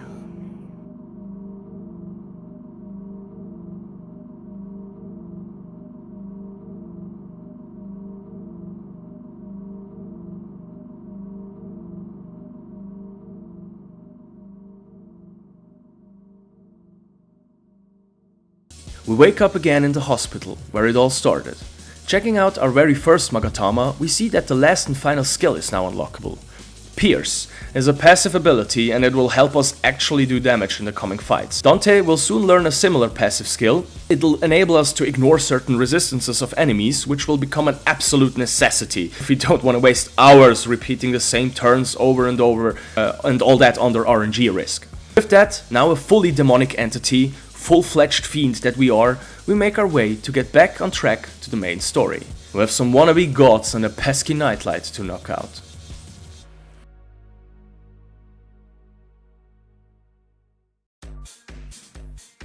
After returning back from this giant excursion into hell, it's time to do something I've been holding off for a while. Mainly because it was too difficult, but remember the Kimon stone we received after gifting a demon to the mining soul? Well, this stone will now enable us to battle a guy called Bishamonten, and he awaits us at a small temple in the overworld. He hits hard and mostly physical, so resistances won't help much. This makes the first few turns a nightmare to survive, and even if we get our buff set up, it sometimes still goes wrong. It takes several tries, but when we finally manage to whittle him down, he gifts us a Magatama and gives us an important hint.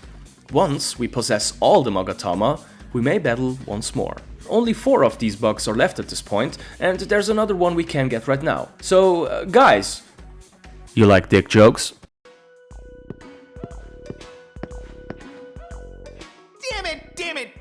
tired of everyone dunking on us just because we're mannequins. Well, you know what? We're about to hit them with the longest, strongest demon of them all. Hell yeah, we are! It's payback time, suckers! I don't know the details, but they say this guy is an absolute unit. And if Mara really is that magnificent, then hurry up and whip him out already! Clearly you two are first-timers.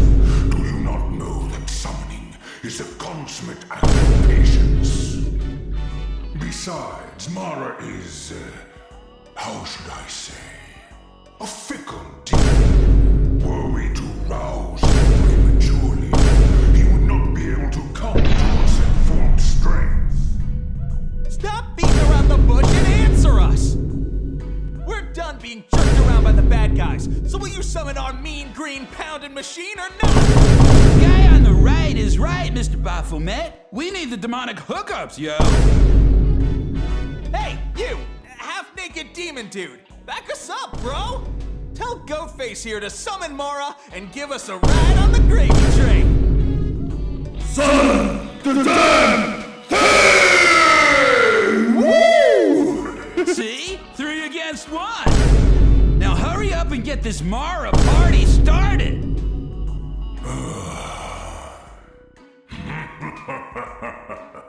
Don't say I didn't warn you.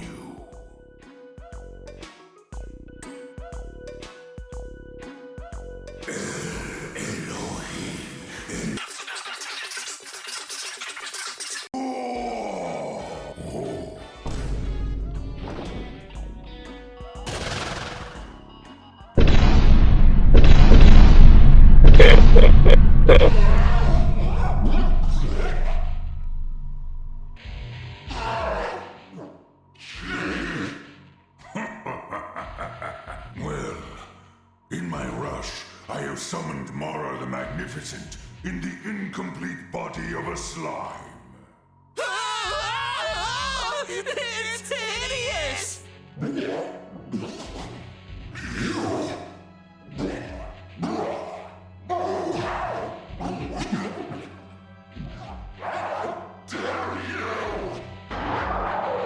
Cinema! Cinema! Just cinema! Cinema, guys! Cinema! Another Magatama is one I just forgot to buy, I guess, back with the trader in the Ginza Underpass, so there's 2 left now. Now, we won't be able to complete our collection just yet, or basically until almost the very end of the game, so we make our way back to where we suspected Hikawa to be, in the Diet Building. Yeah, I hope you remember, it's been like 4 full pages of script at this point. The Diet Building has quite hard encounters, but the level design is pretty sweet. There's these painted hallways and attempts at optical illusion, and several smaller mini-bosses on the way to the end. Now, I'm kinda glossing over this dungeon because it ain't that special after all, it's just that the goddamn encounter rate is soul draining sometimes, making this an almost 3-hour experience for what could have been like half of that. There's this one statue that keeps reappearing, obviously a demon in disguise, following us and blocking our path alike. This demon is Mott, and if you played this game, there's an 80% chance you just had shivers or a foreboding feeling in your tummy upon hearing this name. By the late midpoint of the dungeon, we'll find him taunting us in a room with several statues. Only one of these statues is Mott, and if you look closely on the ground, you can see that one of the statues has no reflection. And so here we go, Mott battle. Many a demon up until now has had the ability to cast either Beast or Demon Eye, giving them more press turn symbols. All enemies will only use this once per turn at max, except for Mott, which has a chance to just continuously give himself more icons and just curb stomp you completely. Turns out he can just cast 2 Megiddola and win that way also, like, yeah. On the second try though, we beat him quickly and he doesn't even get the chance to start abusing his Dragon Eye skill. I'm gonna be honest here, I was kinda hoping for him to go crazy on me so I could record some sweet Mott mania, but sadly he didn't put up much of a fight. It's, you know, it's kinda RNG in the end. We proceed further through the Diet Building, beat another mini-boss and clear the dungeon out. At the end, we enter through a door to find ourselves caught in an otherworldly scene. Hovering within a spinning room, Hikawa sits in front of some kind of altar with Mummy God standing in front of him. They are arguing, it seems, as apparently our teacher confronted him alone, thinking she could sway him from his plan, that she helped realize in the first place. Aradia gives up on Mummy God and leaves her behind in front of her eyes, but as already hinted at by the Maiden in Black, in this world she can't accomplish anything of substance anyway. Broken, Mummy God kneels in front of Hikawa as he turns to us. He gives us one last chance to join him, and we decline. Instead of ascending to godhood right then and there, he summons a new demon called Samael to defend him, and is surprised once more that we defeat him easily. But still, he now goes on and fuses with a new entity appearing from above. The Lady in Black kinda spoiled it for us already, but here we go, and we now see the giant Ahriman becoming Hikawa's god and fusing with him.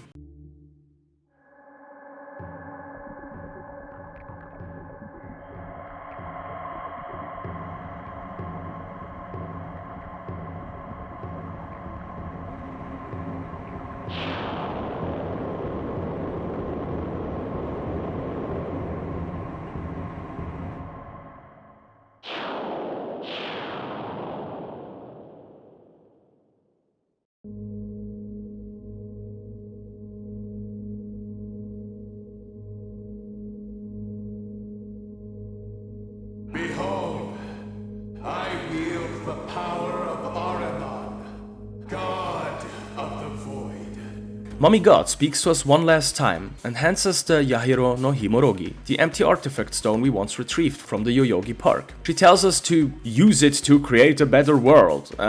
Yeah. Just put the Yahiro no Himorogi in the bag, little bro, okay? And that's that. Mummy God, teacher, is no more.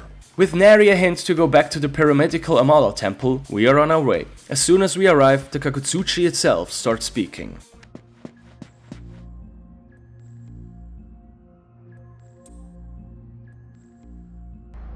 The time has finally come. The way shall now be revealed. The Yahiro no Himorogi that you possess. It shall provide a stairway to creation for the strong, and a tower of certain death for the weak.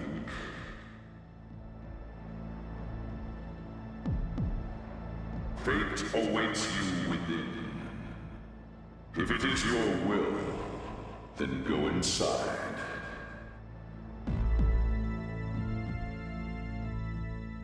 As explained by the Kagutsuchi, we now understand why we needed this Yahiro no Himorogi thingy in the first place. We entered the inner Amala temple. We put it on a pedestal and it activates the hidden function of the temple, to actually kickstart the final events. A gigantic tower descends from the light above, down onto the vortex world, smashing into the obelisk from earlier with pinpoint accuracy, establishing a connection from the ground through a giant tower towards the light beyond. The Lady and Master appear, congratulating us. They repeat that our task now is basically to just pound anyone and anything standing in our way into submission. And this is exactly what we'll do. At this point, we've also saved up some money to buy the second to last Magatama, and then we go back into the obelisk. In a side area, we can now recover an item called Chakra Elixir, which puts the last little bits of MP management to rest, as it's a reusable item to refill mana, but combat only. Still, this basically makes mana management a non-issue for good. From there, we go to the obelisk's top and find the connection portion to the tower above. As we ascend, the Kagutsuchi speaks to us, checking our heart, aka in-game flags, to see which faction we support. And, to its disappointment, we support no faction, we bear no reason within us. No support for its cycle, none of its subjective interpretation of light. After one more empty warning, we push ahead and upwards into the Tower of Kagutsuchi, the last dungeon of the game.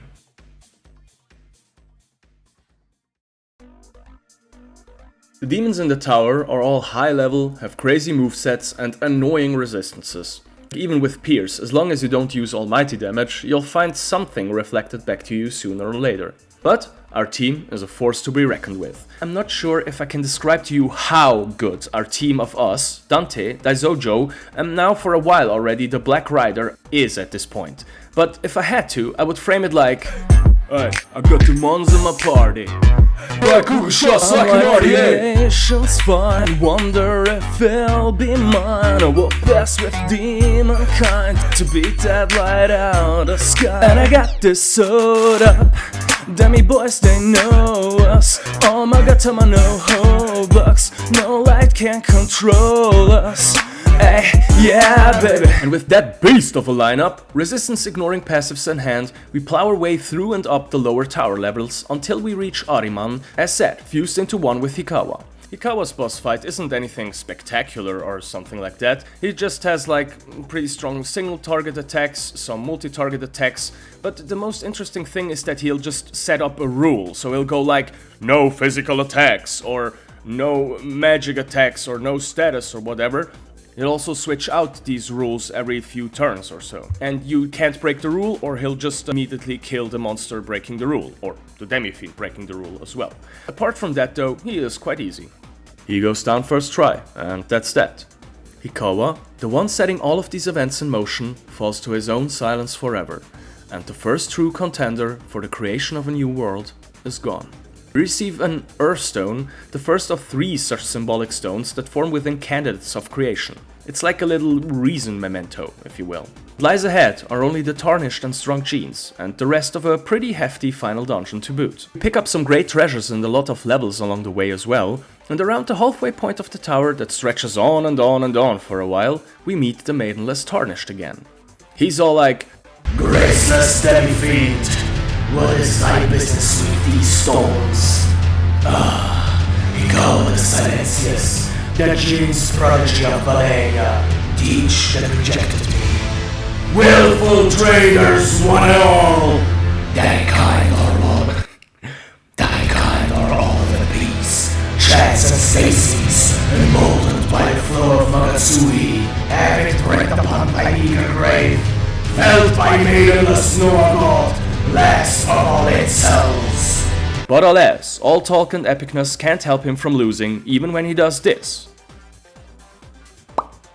And so, he also disintegrates under our onslaught, enabling us to get the Netherstone, second of the 3. I gotta tell you, this goddamn fight took almost 30 minutes. While we have to sustain to survive long battles, we still lack one final ingredient for consistent damage. You see, Dante and the Semi-Fiend both now have the piercing ability to deal full damage even when the enemy resists it. But this won't help against reflection.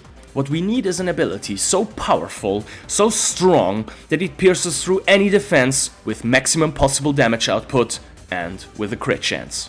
After the battle, we make it to a section of the tower where we have a Cathedral of Shadows, a save point, a healing fountain, and even a mannequin that apparently has set up shop. Alright, you see this Magatama here, the one costing 450k, last one we need also by the way. Well, we could try and finish the game now, beating only genes and whatever comes after, like I really want to finish the Magatama collection. So we first need 450k, that will enable us to buy the last Magatama, which will enable us to get the last critical skill we need, while also enabling us to go for the ultimate goal. The legendary Sacred and Secret 25th Magatama, one which is supposed to have no weaknesses and block almost all incoming damage. And so, even though I'd love to finish the game ASAP, it's time to activate our Sigma grind set and lock in.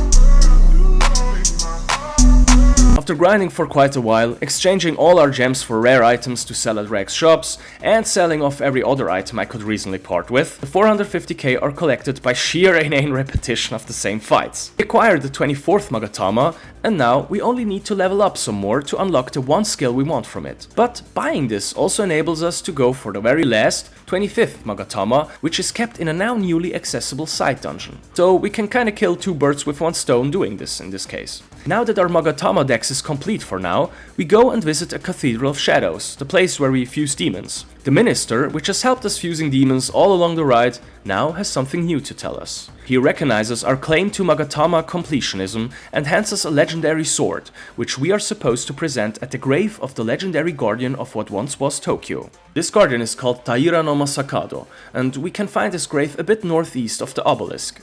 As we approach, a white light engulfs us and we are brought to a place called Bundo Shrine. This shrine has 4 strong bosses, with one of them being a lot stronger than the other 3. Our goal here is to lower 4 pillars so that the middle compartment in this room or in this dungeon is lowered to our level, and each pillar is guarded by a boss. In my infinite wisdom, I do not inform myself properly on which boss is which, and so I try to force my way through the hardest of the 4, just because I recognized him again. Bishamonten, the one dude we could battle after getting the Keymon Stone, kept stomping me with his ridiculous quadruple buff multi-hit strategy, but with a bit of luck I finally managed to debuff him more than he could buff himself, while also buffing my own evasion and defense, leading to us taking the victory. After him, the 3 other bosses, Jikokuten, Komokuten and Zouchoten, were comparative cakewalks. The other bosses having strategies focused around elemental attacks make them all easy enemies. What I really like that these bosses' power is scaled up so high that I had to actually rely on my other demons in my repertoire to deflect and absorb their attacks, because usually just having fiends in the party is enough, just blocking the attacks, and in this case you really want to absorb these attacks so that the boss loses all turn icons immediately. This is quite important here because the damage is really high. But we finally managed to take them all down, and with that the middle platform lowers and we can go speak with the remnants of Tokyo's eternal guardian. We ask him to have his power and vow to protect Tokyo, which is kind of a lie, I don't know. But that endows us with the very last and best Magatama for our collection. Masakados, bearing the Guardian's name. Straight up protects against everything except almighty damage completely, stealing a turn icon in the process of blocking any typed attack. It increases every stat except luck by a ridiculous 10 points, which is an incredible boost. With that, we only need to level up the Kailash Magatama to get that one last skill we want, and then we can switch to Masakados forever, to be immune against almost everything. We turn back into the Tower of Kagutsuchi and continue on.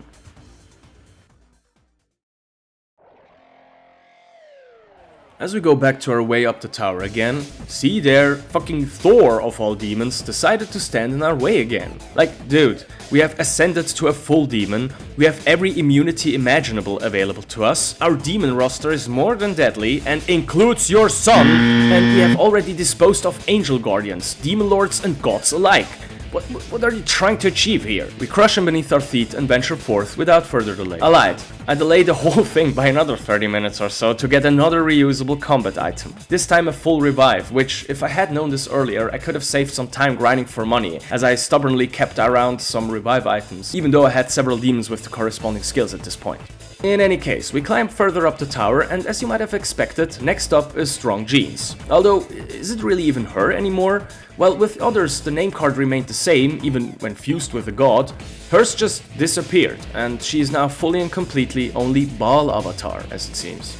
Her battle is a bit different to the others. While Ariman's was quite a standard boss battle, Nua's was just a tedious and on the long side, Baal Avatar instead calls upon 2 helpers after sustaining enough damage, one of which will constantly heal her up. I fuck up the first try because I forgot that a physical shield had been cast, losing all my turn icons immediately and taking heavy damage, only to suffer status effects as well, and die. If you wonder why I'm not just using the Masakados Magatama to defend, well, it's because we, kinda still need that one skill I mentioned, So, yeah, soon it'll be done. We take her down on the second try due to me actually using the synaptical connections in my cranial fucking flesh blob in my skull. Jeans wonders why we wouldn't want her world to become a reality, seeing as we're so strong.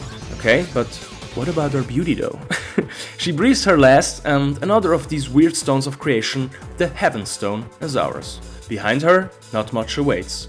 The dungeon comes to an end, and one final lift brings us to the top of the tower. We see an altar for the stones we collected and a save point. It's at this moment I realize I only have like 1 battle left and I still don't have the ultimate skill. And so, in one last desperate stoic little grind session at 3 AM, we climb the last few levels and unlock the skill. Here we go. We unlock KUGEL. This is not a simple attack. This is almighty damage on a physical basis. It can crit. This is like a magic shotgun with pellets of 50 calibers. Attention, headphone warning. Like, I mean it, headphone warning, right now. Damn, thing goes all like...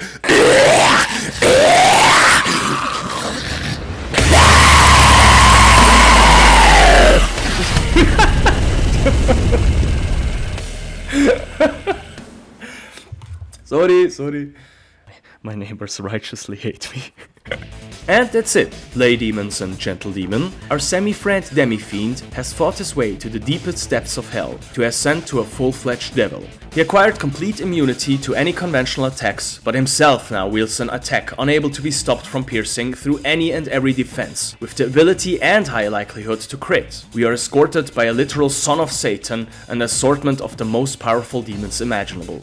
We truly have become the Shin Megami Tensei 3 Nocturne HD Remaster Maniacs Edition featuring Dante from the Devil May Cry series personified. This game truly makes you feel like the Shin Megami Tensei 3 Nocturne HD Remaster Maniacs Edition featuring Dante from the Devil May Cry series. What the... Okay, I have to stop. And so, back to the tower we go, finally offering the 3 stones to the altars atop. The offering activates an elevator in the middle of the platform, and we ride it up to be taken directly in front and face to face with the light of God, the Kagutsuchi, the avatar of Yahweh himself. It scolds us, curses us. We have thoroughly pissed it off with our actions and kept this instance of the universe from being able to be reborn. What if you wanted to go to heaven, but God said, "Disco?" In case you wondered what it would feel like to battle a disco ball to death, well, here you are. We used this first stage to set up our buffs and debuffs, and it's clear from the get-go that we won't be stopped with some hype music and flashy lights alone. As the second phase starts, the Kagutsuchi takes on the form of a giant face and starts dishing out some good damage. The problem is, it uses half of its turn to recite some biblical-sounding mumbo-jumbo, which, for an almighty god thingy, is quite an unwise move. We won't be swayed by 1 Corinthians 13 or whatever at this point, you know. Just put the lights in the bag, Lilonk. And so, even with 10,000s of HP and highly damaging moves, the face of the Almighty itself can't stand against our power. Maybe create a universe without turn-based move next time, huh? We win, and even when losing, the Kagutsuchi keeps insisting on verbal assault to convince us of our wrongdoings. Like, it curses us and wishes us this and that, but, you know, we couldn't stop this apocalypse. But we stopped any future ones. We transcended the power of the ruling entity itself. What's the point anymore of cursing? What's the point of swearing revenge? Kagutsuchi dies, and the light in this vortex world is extinguished. Let fear grip your heart. Don't care. Because of your transgressions, you will be cursed for all eternity. Still don't care.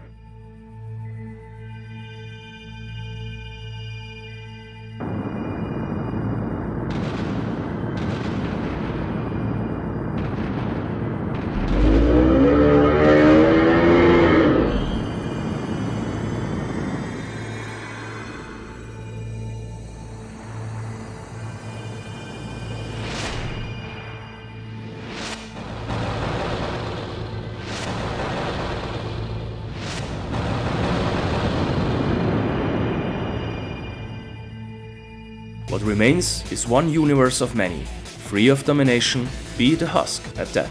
But it serves as proof that the cycle can be broken, and maybe some worlds preserved, not having to be subjected to rebirth, who knows. As the world grows dark, we hear a child's voice.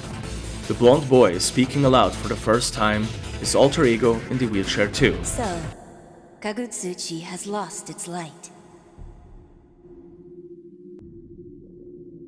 By the hand of a demon, no less. Now the world will never be born again. Creation is no longer possible. Birth, maturation, death, and being born anew. That was once the way of the world.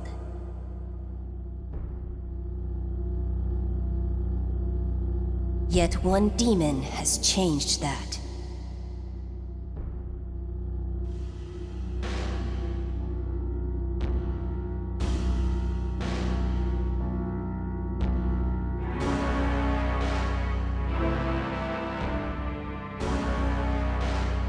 A world is created, populated by mankind, and destroyed. This cycle is what maintains the flow of time. When the cycle stops, so does time itself. And now, time has met her death. He sees this as an absolute win for all of demonkind and existence as a whole, and already has big plans for the future. But, as you may expect, a demon doesn't just bow to another freely. A last test awaits us, as the devil, Satan, the antagonizer, the original rebel against order himself, reveals his true form and challenges us.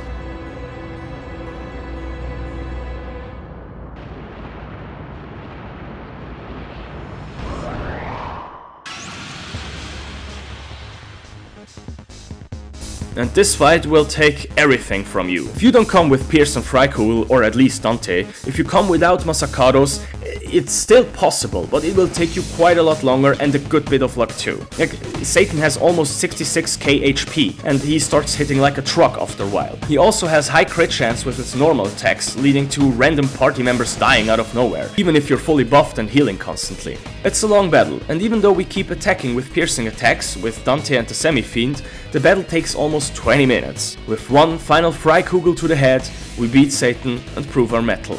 Prove our position as supreme specimen and general of demonkind. The blonde boy kinda breaks the immersion a little bit by saying awesome power. But finally, we are pronounced as the spearhead for the ultimate battle against order and march forth at the helm of myriads of demons on into the dark unknown.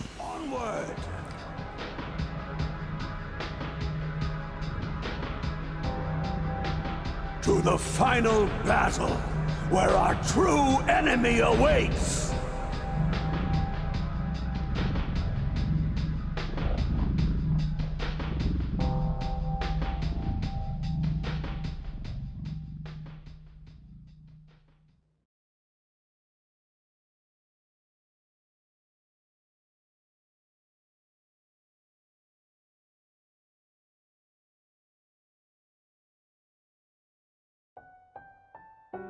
So yeah, that's it. If you've watched up until here, a big thank you. I'm not really sure how many people are gonna make it this far, but yeah, I presume you're now part of the 1%. But yeah, in any case, if you liked it, please leave a like, or even a comment. What was your favorite edit? Leave it in the comment section down below! Or something along these lines. I'm also happy, like, about general feedback, because this took a long time and I reiterated the whole thing several times. I was never happy. I'm still not happy with it now, but at a certain point I was just like, okay man, you just have to stop and finish this thing. But I've learned a lot for future scripts, I guess. And yeah, but tell me if it was fun or if it was too much, because I'm pretty sure for certain people some jokes were just like too overblown or too childish or whatever, but I'll take the feedback anyway. And yeah, and again, thank you if you're still listening to me rambling here. If you want a sub, I also take a sub naturally. I'm trying to get this channel monetized, which YouTube says needs like several uploads and stuff in 90 days, so I'll have to see what I'm gonna do about that. But yeah, I have some other ideas I want to do. But I'm kind of happy I finally got this big project out of the way, so now I can focus on other things. To the 600 subs or so that I had until this point, I'm really thankful that you waited so long, even though it's not Medieval 2 content. I hope you still enjoy it. Yeah, even though probably a lot of the subs are, yeah, dead accounts, I guess. As it is usual with subscriber counts. Okay, so I'm rambling again, and yeah, so in this case, thanks for watching one last time. Have a good one and stay safe. Bye-bye.